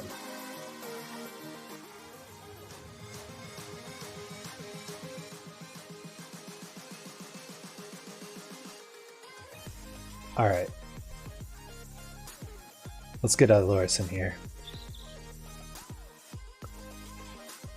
Oh, it's doing the silent call thing. That's so cool. I've never called someone on Discord in the middle of a stream before. Hello, how are you? Doing all right. Oh, I wish we could split screen. You're already the source of like 40% of my gay panic. That's hilarious. I don't want to race though. Racing sounds horrible in this game. Yeah, that seems like not a good idea. Given that neither of us have made it to the top, the race could take many hours. 3, 2, 1, go. Oh, I failed once again. So where is your Discord server? I can't seem to find it anywhere on your channel. Oh, so I consider myself kind of an old man when it comes to technology. I have a Discord server. I made one just so I could have the name associated with it, and so I could invite people there to do like calls and stuff. Racing in this game could literally end friendships. Oh yeah, no. Ooh, oh. Here we go. I think I've made it. Oh, you got up. Dang it. I have to get back up there because I fell right above it, and now I'm stuck back under the bottom of it. Yeah, I've seen so many people get out of here, hat. All right, there we go. I've seen so many people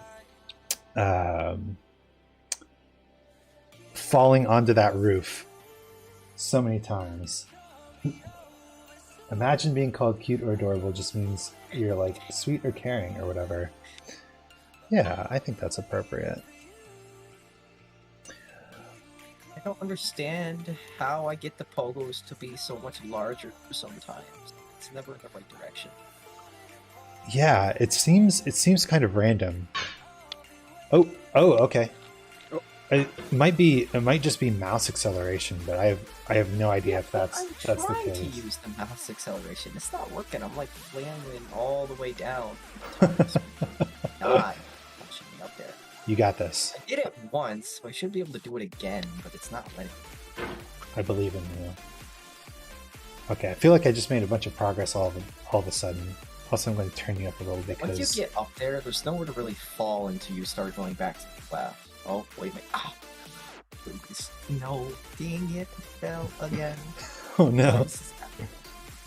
Well, let's suffer. Bad things happen to good people. Suffering together. Bad things happen to good people. I'm a good person. It means a lot to me that you've come this far, Benefont is endured this talking. much. every wisecrack, every insensitivity, every setback you've forgiven me is a kingly gift that you've given me. Isaac, you doing good? Sorry. Bennett Foddy was jabbering. What was that? Oh, I was asking how your day's been going.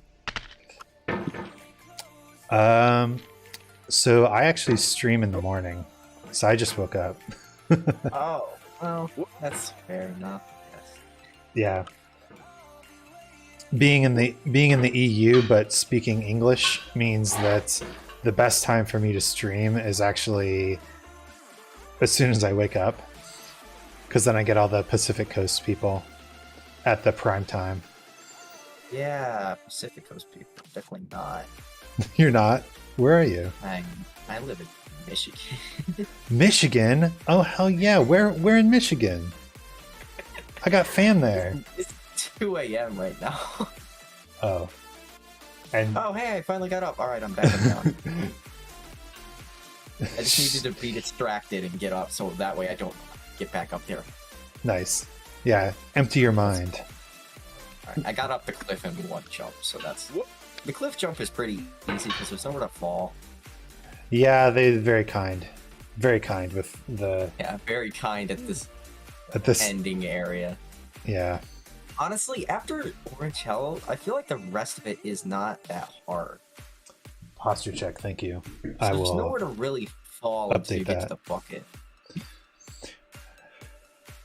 Yeah. I know the horror stories of the snake. The snake. No one likes the snake. Shade Lotus, how are you? Oh crap. Oh, hi, Shade. What are you doing? Wait, Shade, how'd you know it was me? He didn't say my name. Recognize my voice? Shut. Shut.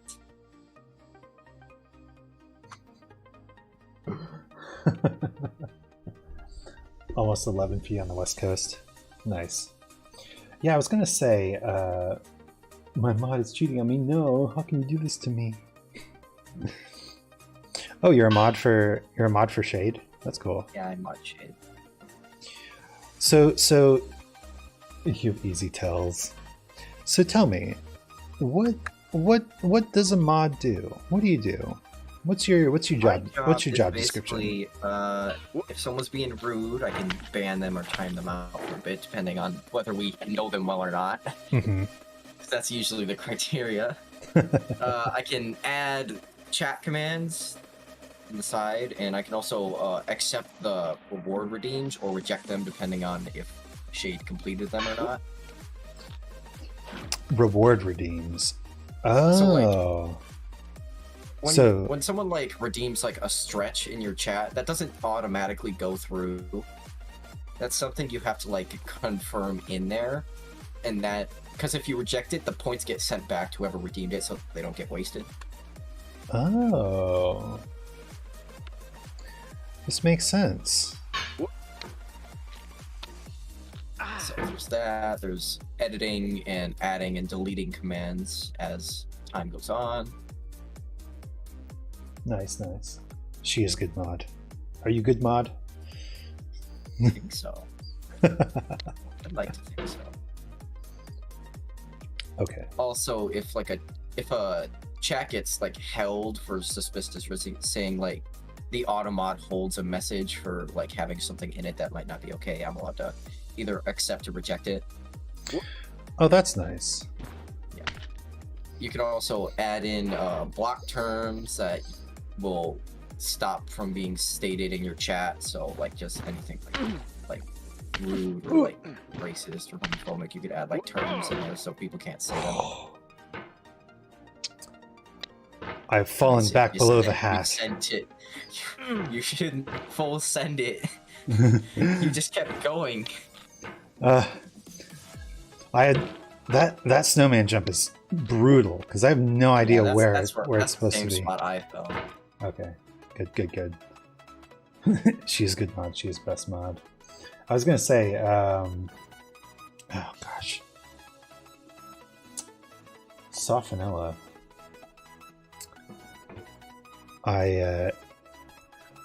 Racing might be fun for you, but we are just amateurs climbing this mountain together. I bought this game a couple weeks ago. And I played it for a couple hours and then I haven't touched it. It only took me like 15 minutes to get up to the orange, but then I kind of just got stuck there over and over. And then I passed Interesting. it today. So Nice. that's Nice.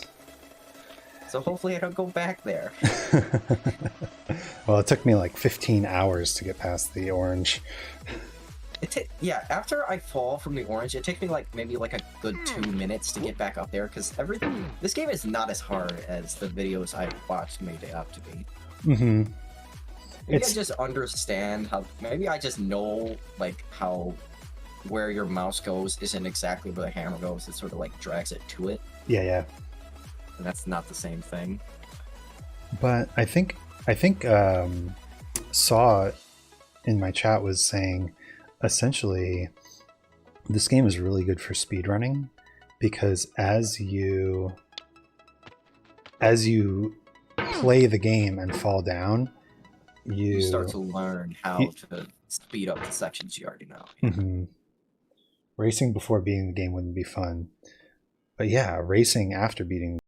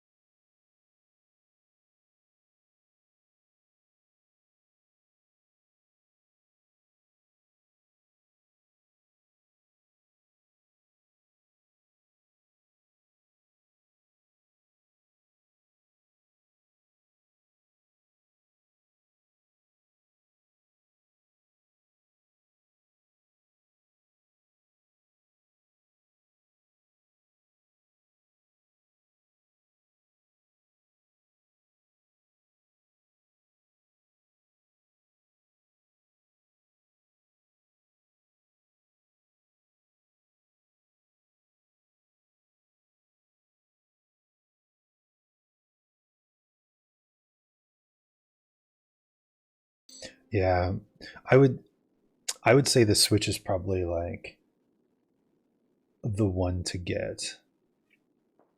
Yeah, it's not like I'm gonna go out and buy a Wii U.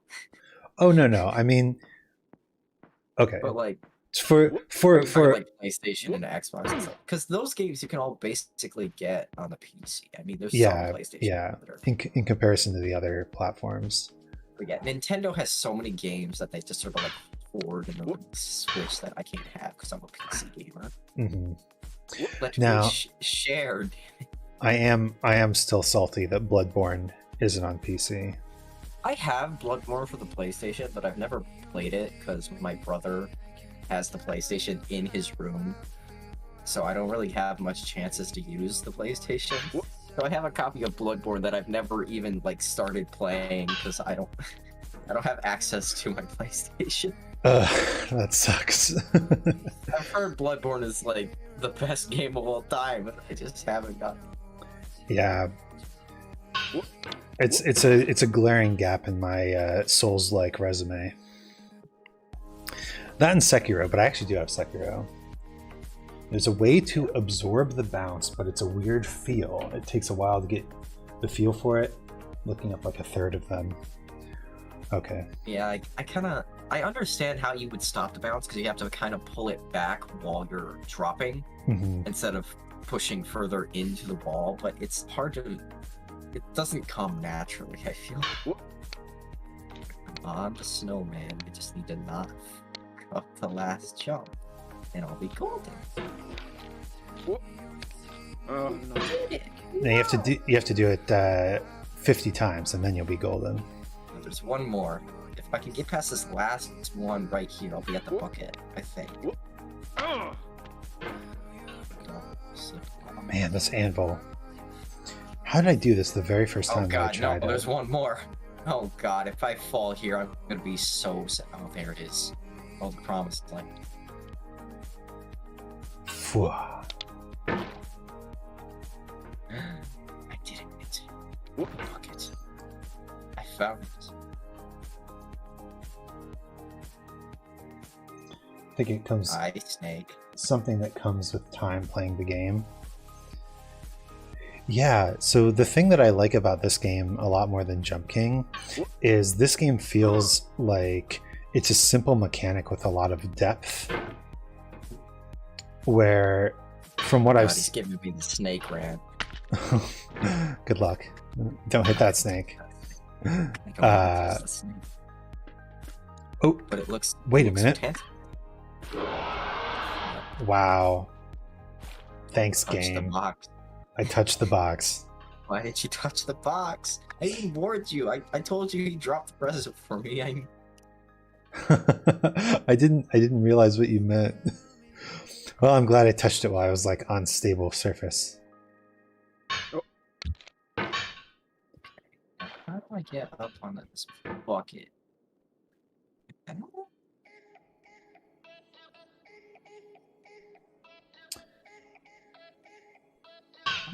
Top of the bucket. But yeah, Jump King seems like it has a single mechanic and you can get a feel for the timing, but just mastering the mechanic doesn't feel like there's actually that much depth to it, you know? It feels like it's just a single thing to conquer, where there's a lot of different techniques that you can master with the hammer.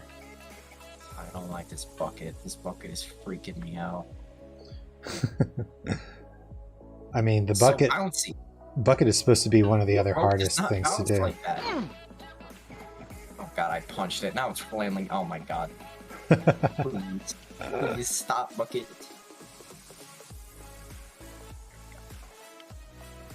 Just had to throw my whole body in front of the bucket. Make it chill out. Yeah. Like when you're in the bucket and you fall, you just want to always aim your hammer right on the slim chance that you go off to the left and near the snake. Of course. Part of this game seems to be learning which way to throw your hammer when you fall to hopefully grab onto something or avoid something terrible. The bucket is whack. More terrible than the snake. This friendly smile. Yeah, I imagine that most of this game you can learn the best way to do it and then do it execution challenge style. But then with the bucket, it's a little bit No. tougher. It's because it's random words, yeah. Yeah. I want to see like a task spot for this, but not like actually like a speed run. I want to see it like it just puts in like random movements and see how long it would take it to reach the end by just flip. Twitch plays getting over it. Sounds awful. Yeah, 1 bit to go left, 1 bit to go up. You just turn right or left and extend. Learning how to grab edges without falling, without just bouncing off. Oh, yeah, yeah. You kind of got to absorb the blow with your hammer a little bit. That is something I am not very good at yet. This bucket is confusing me. Don't make me fall off, no! There we go. Nope. Oh, I caught myself. I almost fell off the right side. As you can see, I'm still having trouble learning how to grab ledges. Oh, back to safety. Back to safety. Oh, No! I cannot get a good center on the bucket. Oh, never mind. Did you do it? Yeah, I Let's fell off. Hey, I go. can't. Bucket is the bucket's existence here. God, I didn't think I would get near the end so far, so close. This bucket, man, freaking me out. You know, they should make it... All this hammer and anvil stuff is making me just think about how I want them to make a game that's like blacksmith simulator. Let me be a blacksmith, dang it. There's gotta be something.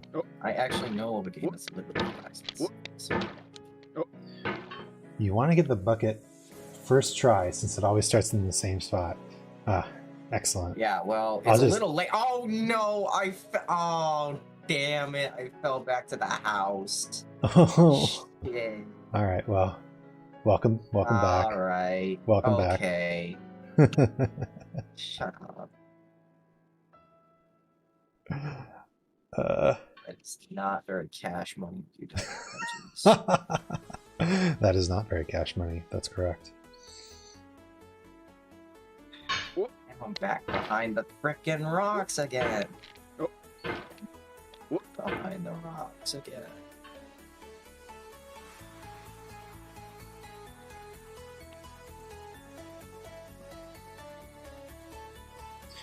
Yeah, that hat jump is pretty rough. Oh yeah, the hat's not here. The hat got sent to that shadow realm. I haven't seen it in ages. I have been waiting. Sorry, Jimbo, you're going to the Shadow Realm this time.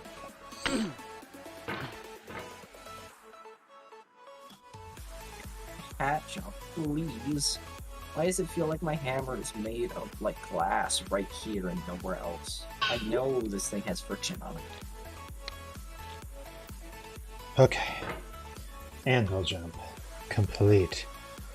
Let's go. Yeah. So there's I think 4 big snowballs, not 3. 4? Okay. Yeah. Well, the second one's like the snowman, right? Well, yeah, but there's 2 more after the snowman and not just 1. Okay. All right. I thought I was wrong.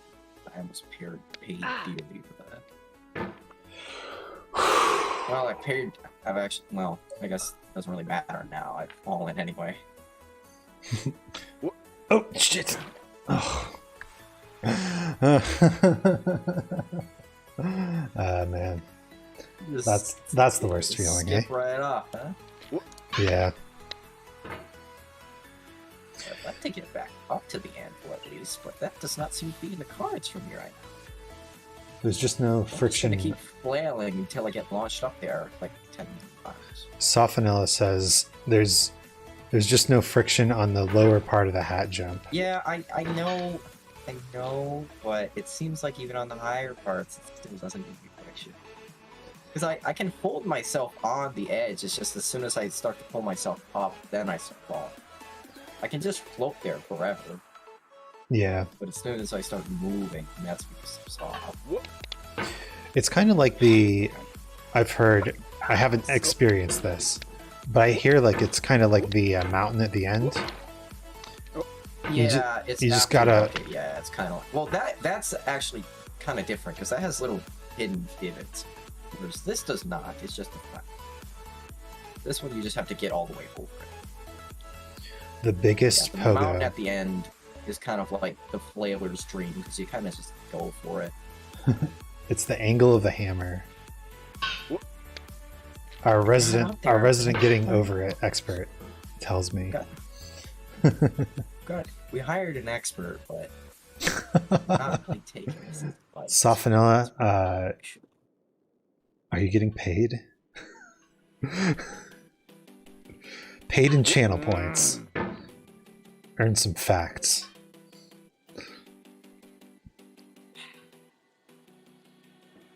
Just need to get a little bit higher. This is Bounced again. I hate this.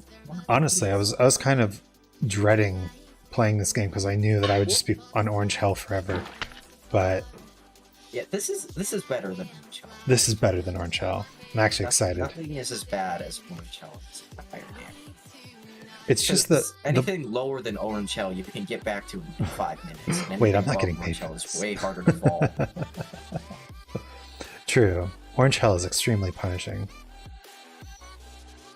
The only real danger after you pass it is the snake. So as long as you don't fall through the snake hole, basically.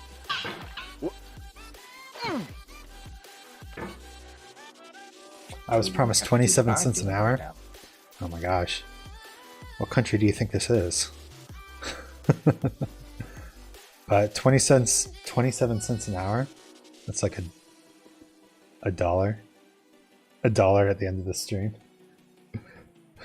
Do you have a Kofi?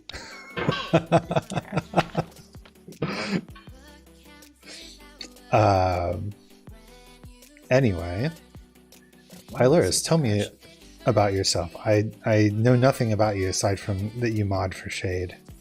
Oh. And I've watched you play Genshin and try to rein in Shade unsuccessfully. Oh, yeah. It's like, how have you seen me play Genshin? Then I realized you've seen my character playing on Shade's stream. Mm-hmm. I'm a big fan of cats. I have a lot of cats. Nice. I too have a cat. Singular, a cat. Yes. How many do you have? I'm talking like 14 cats. 14. 14 cats. So aside from being a full-time cat owner, do you have time for anything else in your life? I volunteer at a cat shelter. Oh, I see. But that's cool. Yeah. So 10 of the cats in my house right now are actually ours, and then the other 4 are fosters that have been out. 10 cats. Interesting. Yeah. And to the amount of cats. What's your best cat story? Do you have a good cat story? Let's see. Well, there was the time that I ended up having to pay. My family had to pay like $2,000 to get my cat to give my cat surgery because he got blocked up and he couldn't poop. Oh, jeez. So he had to get surgery to remove like a triple human-sized crap out of him. Wow. I've heard that. Because he's so. That was because he's like so fat. At the time, he was like 30 pounds as a cat, and he's like a normal tabby. They're not supposed to be that big. Yeah. I have heard stories on the internet of animals not being able to poop, and that being a serious issue. Yeah, not pooping is a very big issue. When your body gets too much waste, that's just not a good time. for a creature that is essentially an eating and pooping machine. Not doing one of those things. That's basically all of them. Yeah. Not doing one of those creature. things is a big deal. Still stuck on these rocks here. That's quite annoying. The rocks below the hat jump. Yeah. Yeah, I just flung myself so far that I landed all the way back here. Oh, welcome back. Thank you. We're in this together. Good to see you again. 10 cats Different and 4 timelines, fosters. but same area. Oh, did I finally? Oh yeah. I got it. I guess we are like in separate universes, huh? All right, finally. The getting over past the hat jump. The getting over at multiverse. All right, I got past them. Back to the end, though. Let's go. Let's go. All right, bucket time. After I get past this mess. So what are all your cats' names? All right. Go. Going from oldest to youngest, we've got Popcorn, Romeo, Allie, Kira, Catton, Bear, Moo, JB, Jack, Colby, Handsome, Charlie, Carolyn, and Chaplin. Those are all excellent. All excellent cat names. A lot of cats. That's awesome.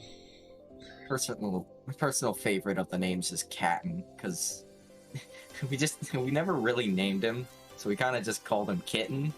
Then he got a bit older, so he just evolved into Cat. That's great. That's a legitimately funny joke. JB is, what is I don't.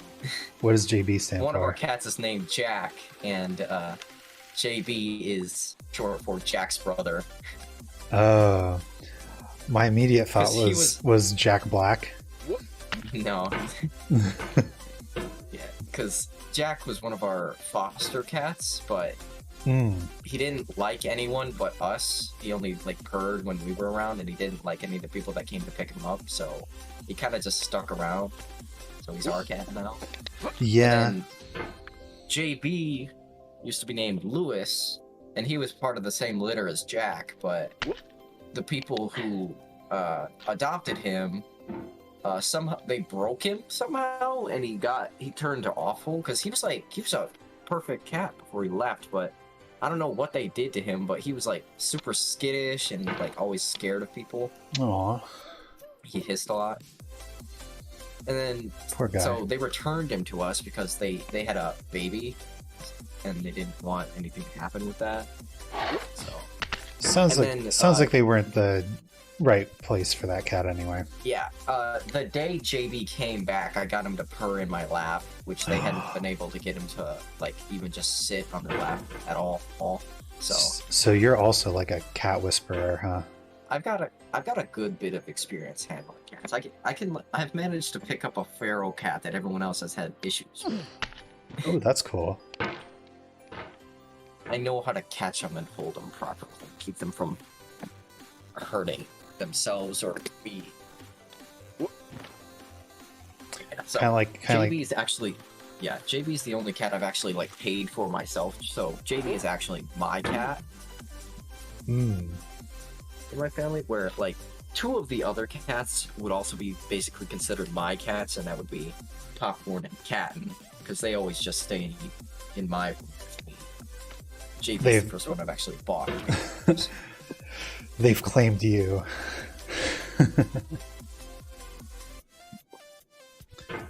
That's really cool, though. So, raising the cats is kind of a family endeavor. It's more just me and my mother. The rest of them don't really help all that much. Aw, that's no fun.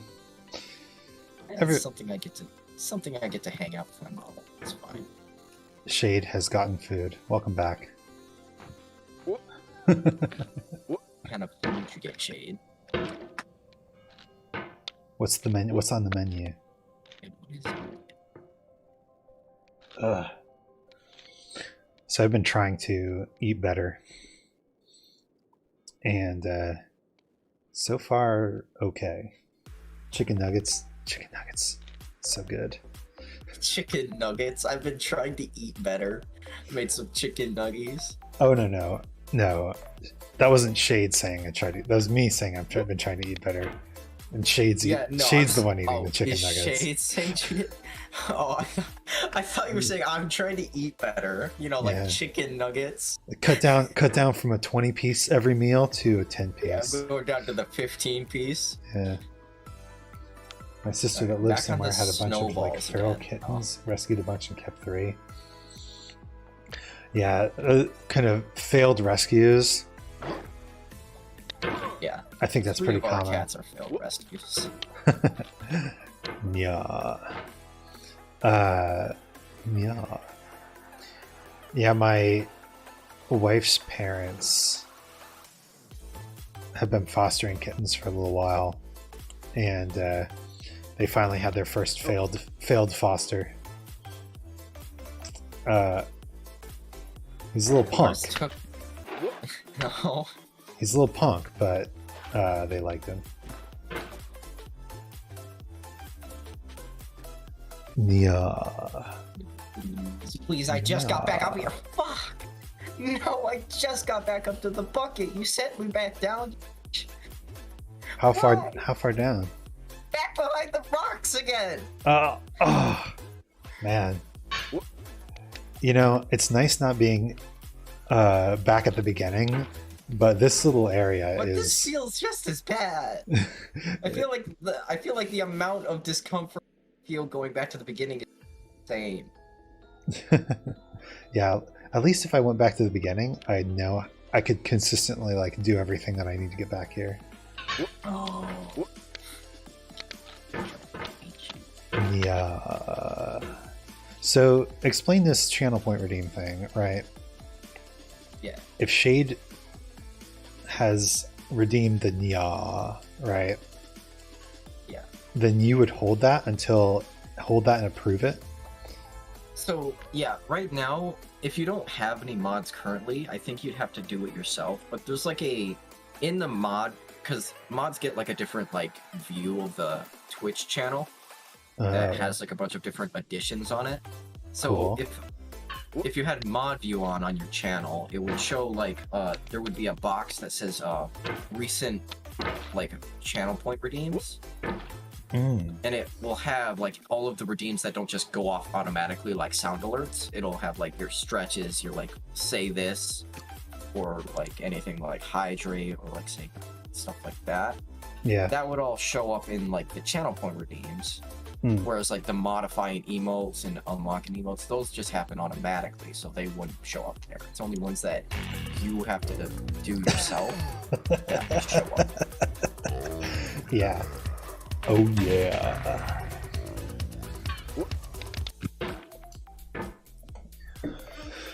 So for instance, if like I just had a stretch redeem and somebody else stretched me, then you could be like, oh no, not yet. Well, that's something you would set up like on the, because there's like a timer you can put on redeems for how long you want them to happen in between each other. If you don't want it to happen too rapidly. Oh, really? Two people doing a stretch at the same time, you would just have to stretch twice, and then I would accept both of them. Or if you only wanted to do it once, you could have me reject one of them. I would refund the points to the second person. Ah, okay. I don't know. Some people... I had no idea what to expect with that, but I can say I was not disappointed. Someone suggested that I put the sound effect with the swag glasses, and ever since then, I've really enjoyed that emote. The hello one, too. I should add some sort of visual thing for the hello emote redeem. I hate that, like, I know how to do every other part in this game, but for some reason, these rocks right here just make me not... It makes me feel like I've never played the game before. This is my first time ever getting to the rocks and just trying the same thing. Well, I actually do like that this game is a mix of skill and knowledge. Once you know how to do something, you can pretty consistently do it, but it still requires a good execution. Plus for basically anything. Not necessarily. Things with random chance elements are a lot more knowledge than execution. Oh. Like, if you know how to maximize your chances with the random number generator, then you don't necessarily need to execute the skills perfectly, right? Like, But it always helps. true. I'm thinking like a game like Fire Emblem. Oh, I've never played Fire Emblem. I don't Oh, know. man, you gotta try Fire Emblem. I I mean, got too many games I gotta try. It's gonna be a... that's fair, especially one that's like Nintendo exclusive and takes that's takes a while. I can't even play a Fire Emblem. Well, you can play some of the older ones. Honestly, I think the older ones still hold up. Well, people say that, but you're not gonna see me buying like a game like the Atari. Not that old. I mean, like the Game Boy Advance ones. I've never Oh, you don't have a Game Boy Advance? had a Game Boy Advance. My mother had a Game Boy Advance. I've never had one. Oh, wow. I forget sometimes that I'm an old man. I'm Uh, still 18. I'm still a teenager. Hmm, I'm allowed to not have older things. that's true. Besides, the DS is still a pretty old piece of hardware. That's still older. True. It is not nearly as powerful as... I mean, the Switch is basically a handheld, right? Well, it is a handheld. You hold it in your hands. Your 16... It's basically a tablet, just with controllers. Soften all your 16, you had a Game Boy as a kid. Which kind of Game Boy? The original? More so than my siblings, but I did too. So, at what time as a kid? Because that makes a difference. 'Cause I didn't get a DS for a good while. True. Oh man, but if you had a DS, did you play any of the WarioWare games? No, I did not play WarioWare. I loved those games when they first came out. I don't know much about the sequels, but just the idea of all the mini games is just so much fun. You had a Game Boy when you were 3, or Game Boy number 3? Game Boy 3DS. A few of the notable games I really remember from the DS were Pokemon Diamond and Platinum, because I got both of those for some reason. I don't think they realized that those were the same generation. I just played Platinum. Fossil Fighters was another one. Fossil Fighters. Fossil Fighters was batshit crazy, but it was a good time. I love how easy it was to develop for the Game Boy, and it just led to all these like weird niche games. Fossil Fighters was basically Pokemon, but like you're digging up dead dinosaurs and bringing them back to life That sounds so they can pretty fight for good. each- Yeah, it's pretty fun. You had legendaries in there, and you find those ancient bones, and you gotta kill a basically Galactus version monster. Classic Go to RPG. space, classic RPG. Start by You saving a start cat. off like just getting into Oh, no. the sport, and you end up like killing God. Yep. Amazing. WarioWare Twisted on Game Boy, best game. WarioWare Twisted was one of the other incredible. games of the DS that was really good was Bowser's Inside Story. That game was Bowser's Inside Story. That's yeah. It's like another RPG Mario where like it's like sort of open world interesting. except for like the combat, which is like in instance. But you can play as Mario and Luigi and as Bowser, but like Mario and Luigi are like inside Bowser. And it's got some of the like most fantastic music I've ever heard.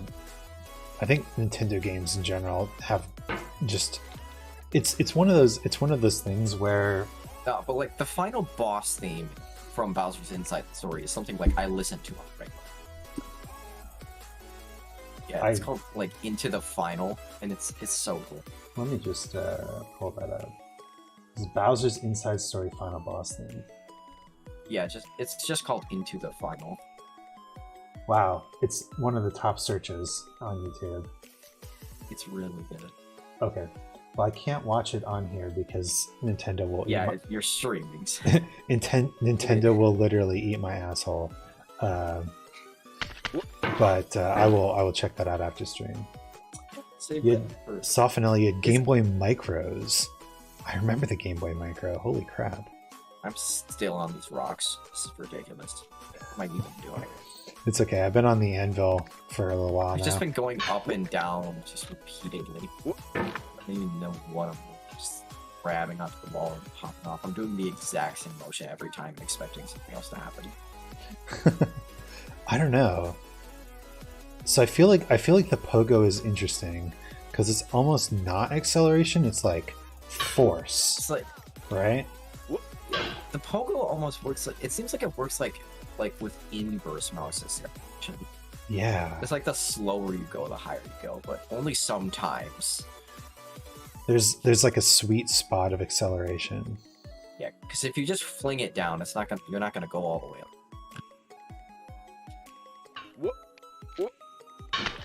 At least I can't fall back down from here, but this is not great for my moment. You had, oh man, the Lego Star Wars games. I had those on Lego Star Wars was incredible. I had those on GameCube. I didn't realize I had those were on the DS as well. Nice. I did not realize they came out on great. DS. Lego Star Wars. Aren't they coming out with a new Lego Star Wars?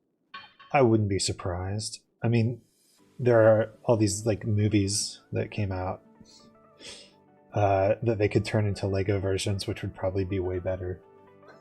Yeah, the Lego version, I will not be surprised. Man, the sequel trilogy are better. Mm-hmm. I remember the first time.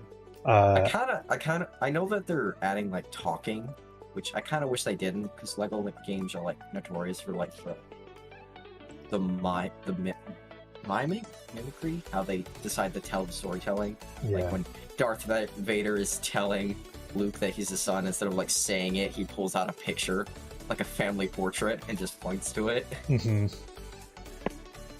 Which is just some of the great visual gags that would.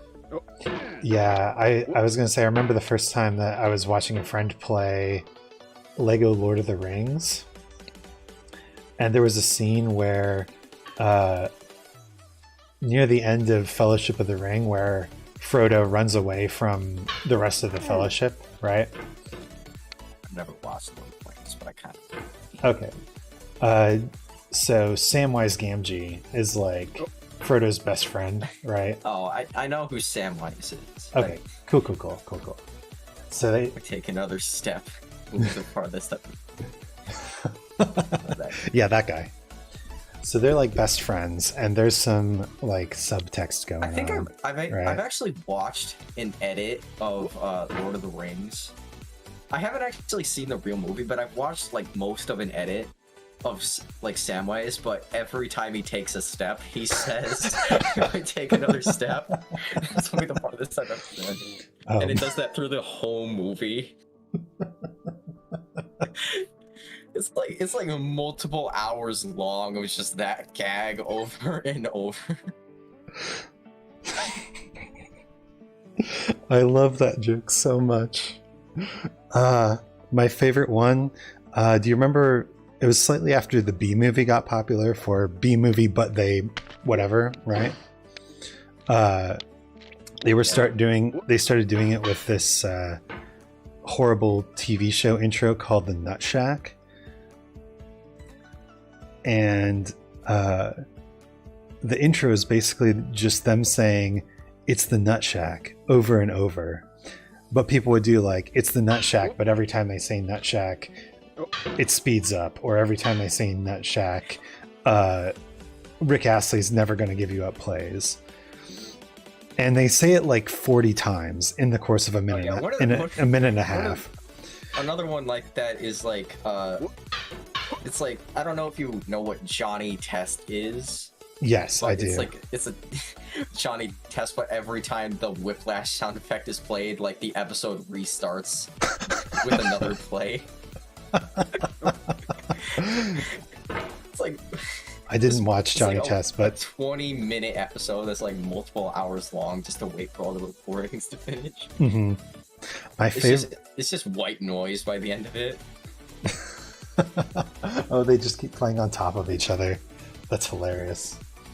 My favorite one though was it's the Nut Shack intro. I think I've actually watched one of Shrek, but every time he takes a step, the movie like starts playing again. Nice.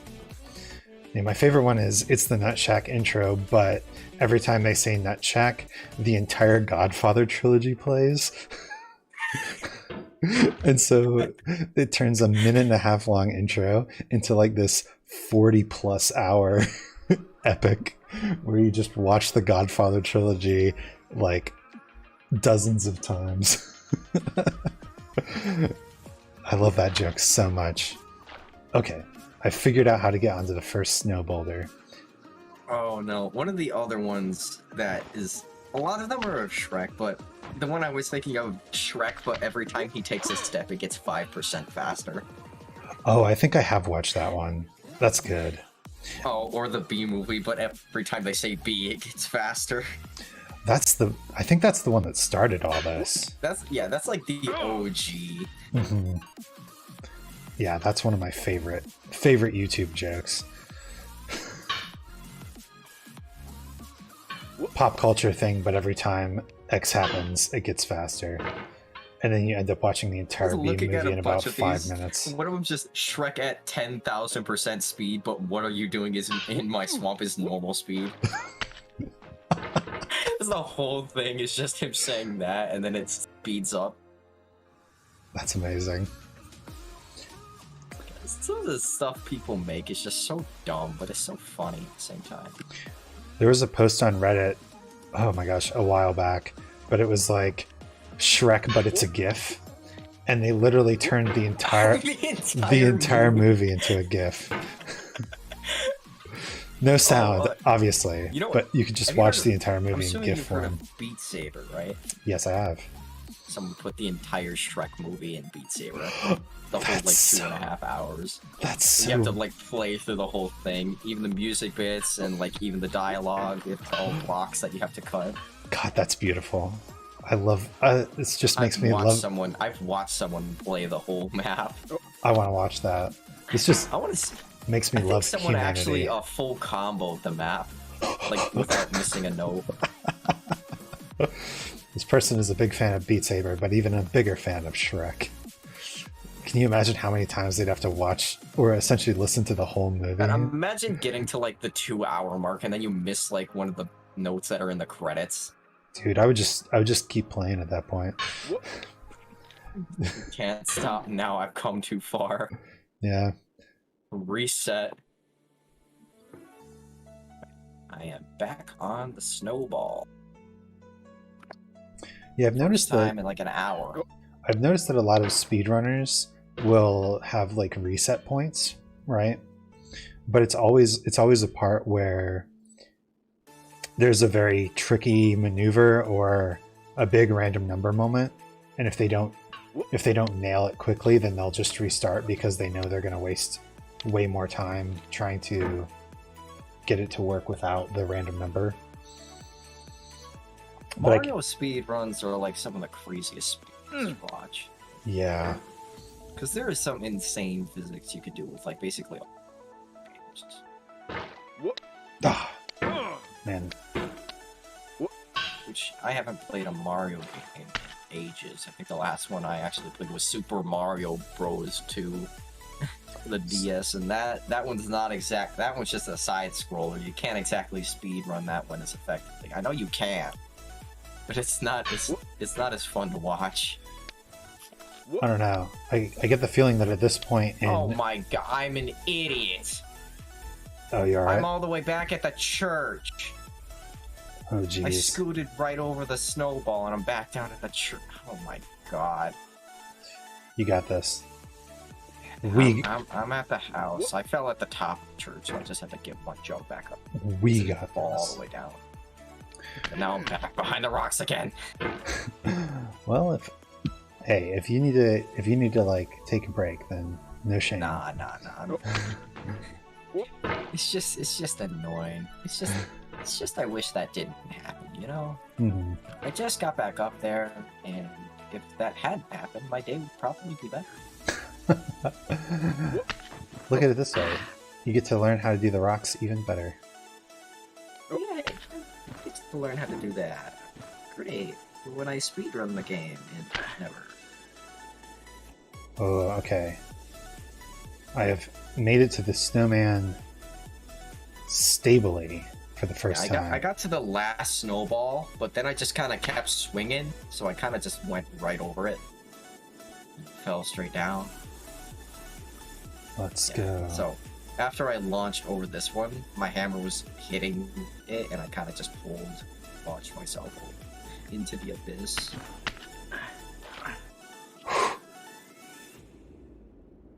That was scary. Man, this game really freaks you out. Oop. Yes, there are some times. Alright. Well, now I'm back at the house, too. Welcome back. Now we're back up, synced. Yes. Chakras are aligned. We'll use our power of friendship to get over this. Oh god, I had it and I dropped it. You need to get over here so I can get some help. Yeah, just climb up there and then give me a hand up. Just stretch your hammer down. Let me grab off of that. Multiplayer in this game would be fascinating. That's basically Pogo Stuck. That's multiplayer. Is it? I mean, you can play it two ways, where either you kind of all just jump together and like basically fend for yourself, but you can see each other, or you could tie a rope to you and your friend, so you basically can like hold each other up like before a jump. But that also means that if your friend falls, you have a chance of getting pulled down with them. Oh, jeez. There's a multiplayer mod, but there isn't collision for this game. That's probably for the best. Yeah, collision. You get to the top and then someone just Sparta kicks you right off the edge. Back onto the snake. The funny thing is, it probably wouldn't even be intentional. Oh no, it would completely be an accident, except for the time it wasn't. It'd be an accident the first time, but once people realize, then it would no longer be an accident. I agree. That would make racing a lot of fun, though. So apparently you can pogo the snowballs. Safer if you keep the hammer on top when setting yourself down. Whew.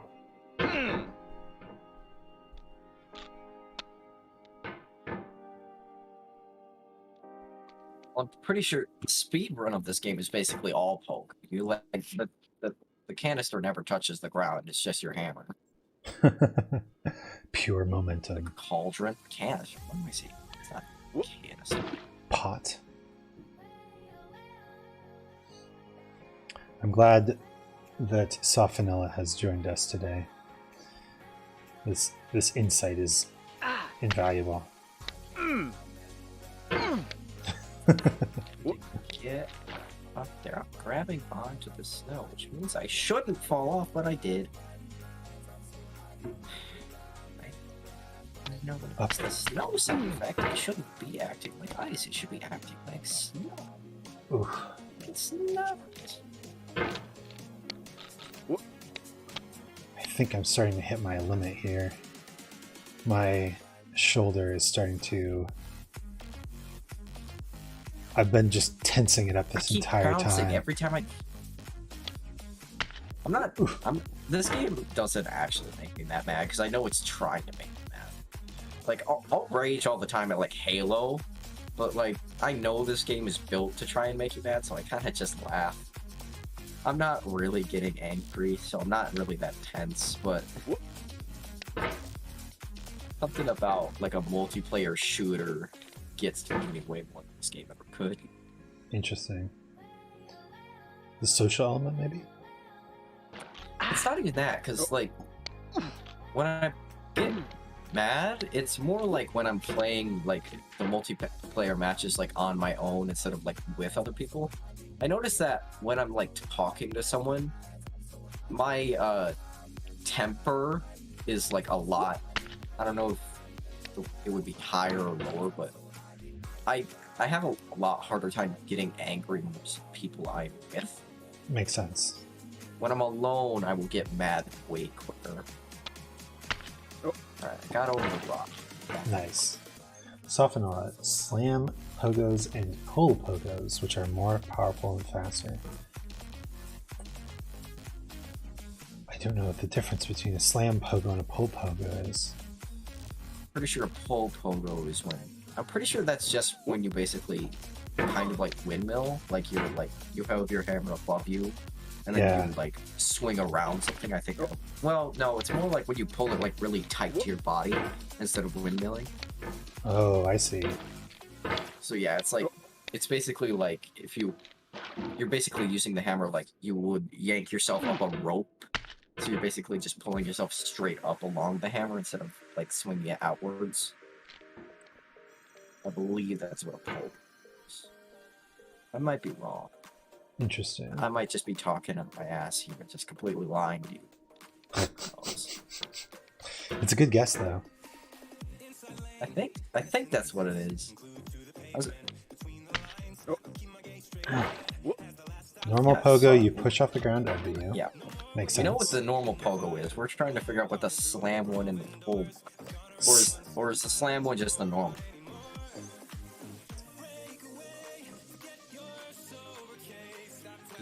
I'd assume that the slam one is the normal.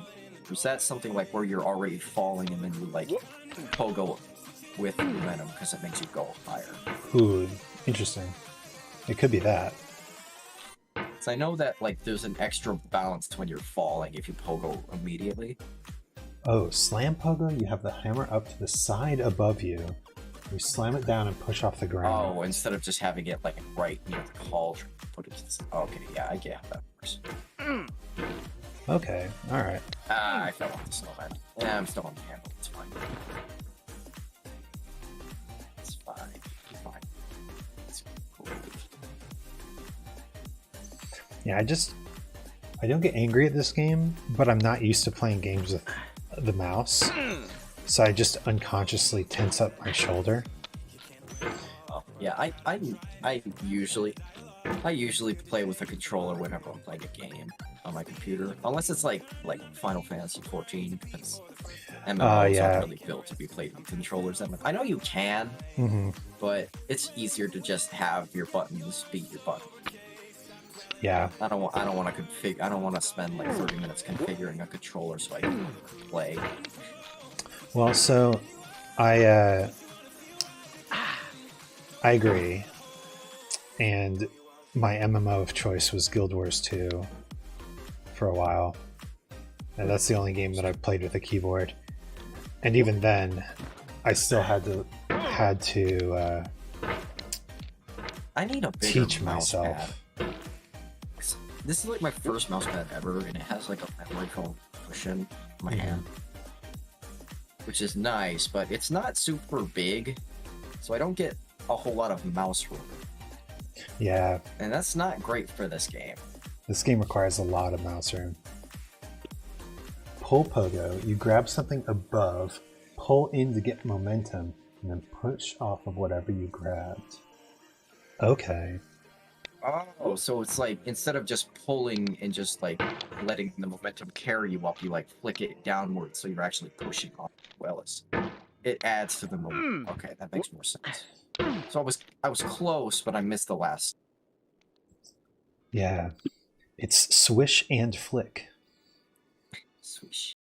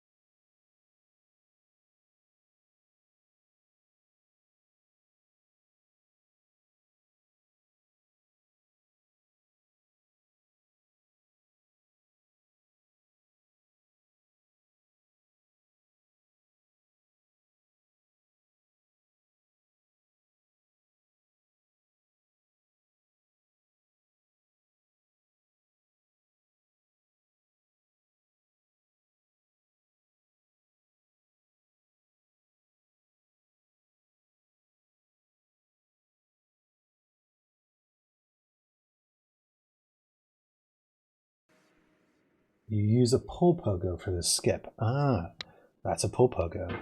I see. No! Oh, I touched the top. I finally managed to grab the legs, but I bounced off. I have seen people do the skip, so now I know what a pull pogo looks like.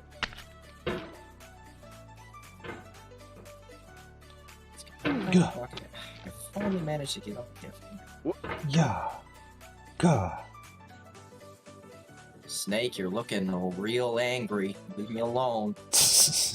Don't touch me. Don't hate on the snake, yo. Fuck the snake. The snake can go die. It's just doing its job. Making my life miserable and in fear. I don't want. Fire him. Ugh.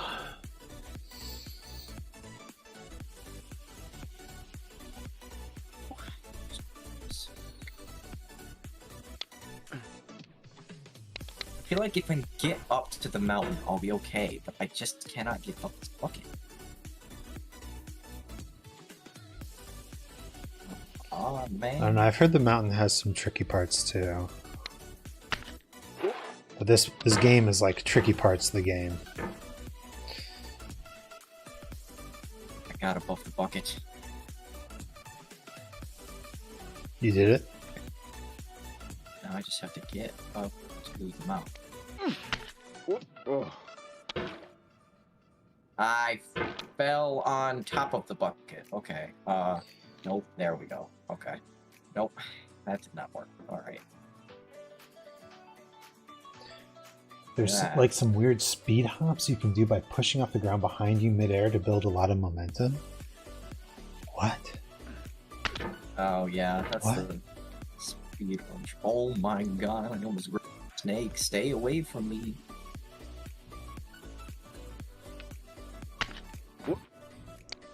Alright. Well, I can Yeah. definitely say that this is an excellent game. I'm enjoying it. Oh yeah, it's great. I love it.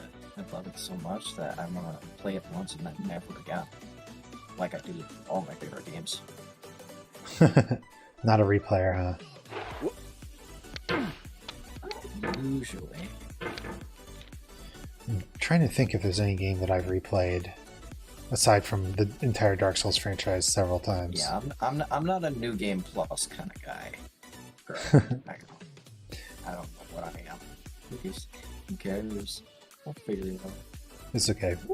Only one of the Dark Souls games really has a new game plus worth doing, and that would be Dark Souls 2, because they actually add stuff is to the new the- game plus. That's the only Dark Souls I've played like part of the way through 3. I have no idea how far I am into 3. I think I killed like 2 of the big guys that are on the list of the 4. Hmm. The That's big pretty far in. chairs. That's pretty far in. Is it? Yeah. The Watchers or whatever they are. Yeah. Watchers are, I would say, But I think if I'd I be ever like go back to Dark Souls 3, I'm gonna half the way. restart because I decided to do a faith build because I played Dark Souls 2, and that's not a good idea for Dark Souls 3. no, yeah. Dark Souls 2 was great because it made all the different builds viable. Yeah, faith is not something that works the way I thought it would in Dark Souls 3. Magic is not great. Mhm.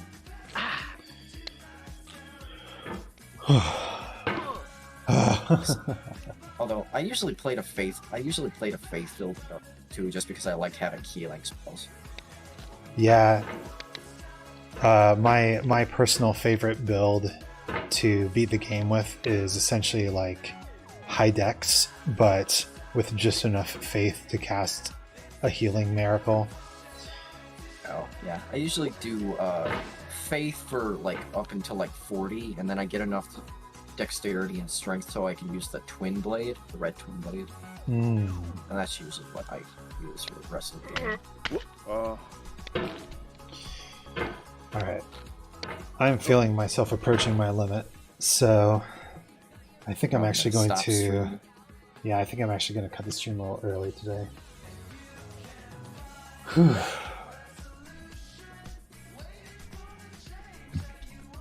Yar. No, I think I might just wait on this. I think we'll just have the save state be at the bucket. We'll come back to this later. Bucket's a good place to stop. Yeah. All right. Well, it was good talking Also, to you. with the looming threat of complete failure to the left. Nothing else. Carefully, casually, waiting. So let's just aim About my to hammer strike. straight up into the game. You got stuck on the younger prince's. Was that Frida and the Nameless King? First DS3 attempt. My very first DS3 attempt, I went through with a friend, so we actually had a pretty easy time on most of the bosses. But Nameless King is just tough, no matter how many people are fighting. He's just a guy, speed and AOE and power. He's just a incredible boss fight. And I have no idea what you're talking about.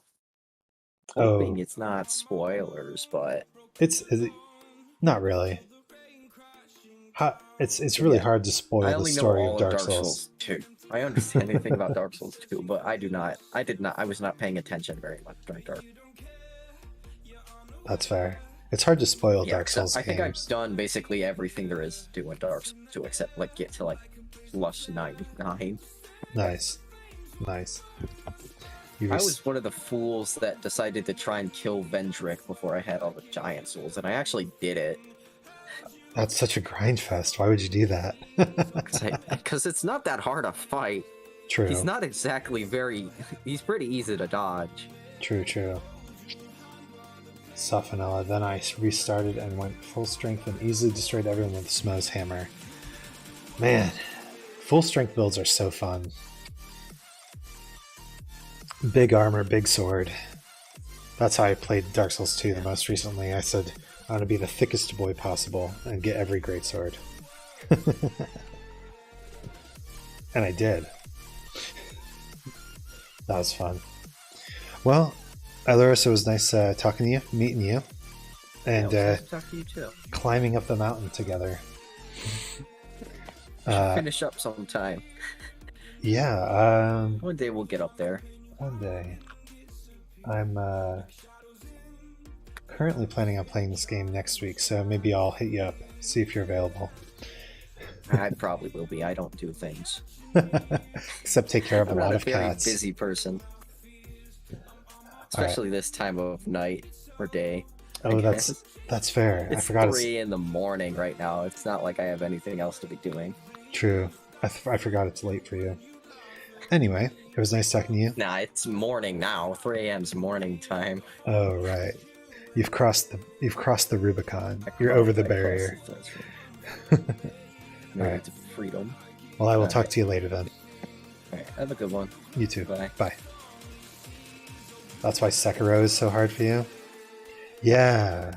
Sekiro is like all timing. It is pure parry. I actually want to play it because I like parrying.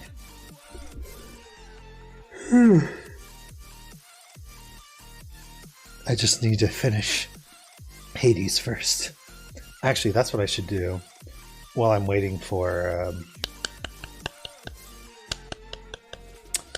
Elden Ring to come out. Oh man, you can tell that I'm worn out. You don't get big sword. Yeah. Sag. You never parried an enemy in Dark Souls. It's not that bad. If you do it with an enemy that doesn't do a whole lot of damage, it's very forgiving. The hollows around Firelink Shrine are usually the ones to practice on. Or I guess in Dark Souls 2 it would be the hollows at the beginning of the Forest of Lost Giants. You can kind of learn which attacks are parryable and the timing of the parry window. It's not bad. Nah, just dodge. You could parry one attack, or you could dodge every attack. But parrying is so much fun. You're using the combat system.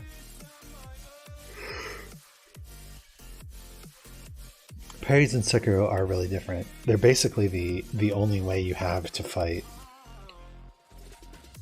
It's really an interesting game.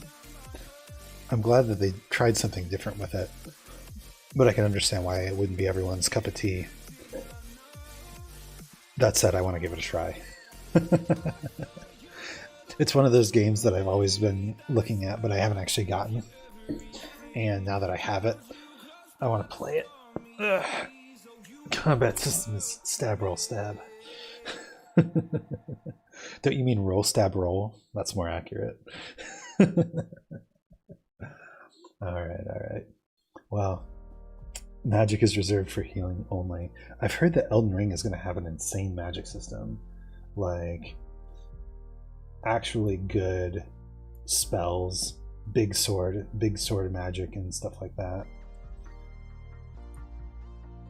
Oh, speaking of Dark Souls, I know who I'm going to raid. Let's go raid Jinkitsu. She's been one of my favorite streamers, and she's actually playing Sekiro right now. So, oh man, she's got 100 beers. Let's add on to that. She deserves partner. We're gonna go raid. So thank you everyone for watching. My name is Isaac Oddsey. This has been Getting Over It, and I did not get over it, but I made it through Orange Hell, so I'm happy. All right, till next time, let's go check out Jinkitsu. Bye.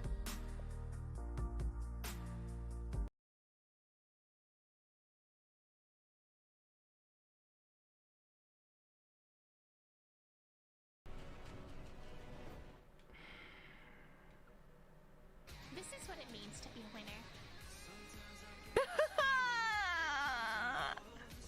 Why is that my raid message? Isaac, thank you so much for the raid. How are you tonight? How you doing? I hope you're having a good night.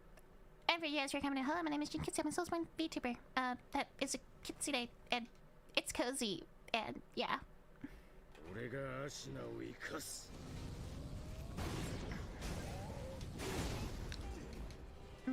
I'm also fucking Molly.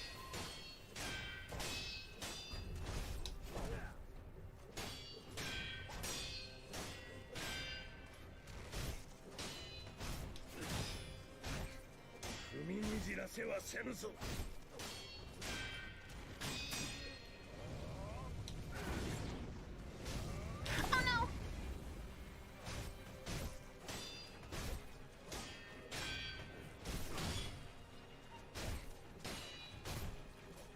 How's getting over it?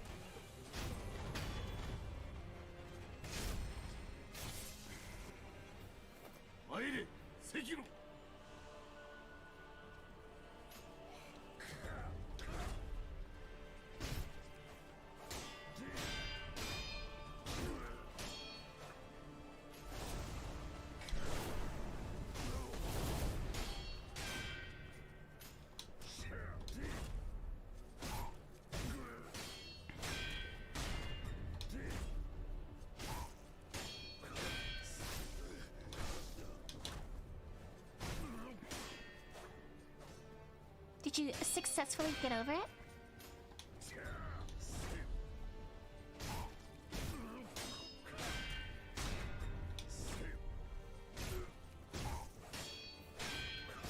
No!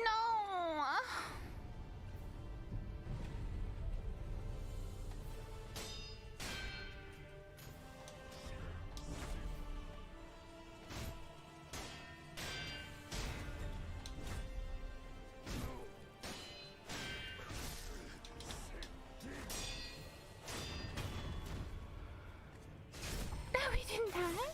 That's okay. You'll get him next time, Smile.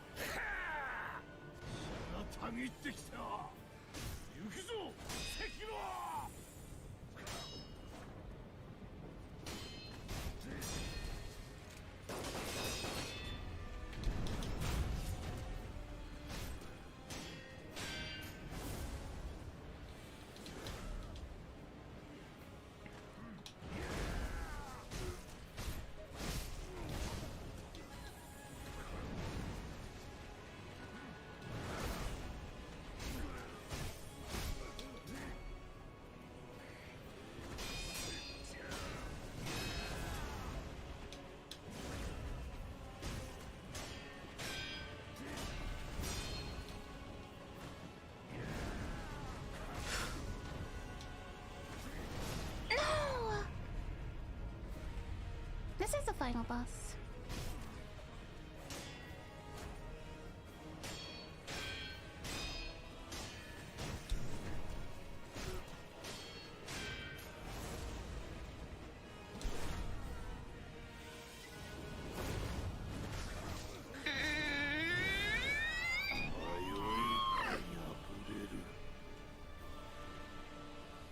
He backs the mortal.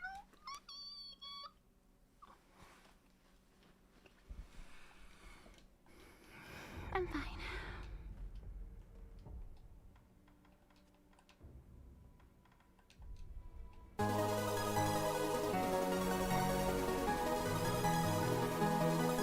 He backs the mortal blade.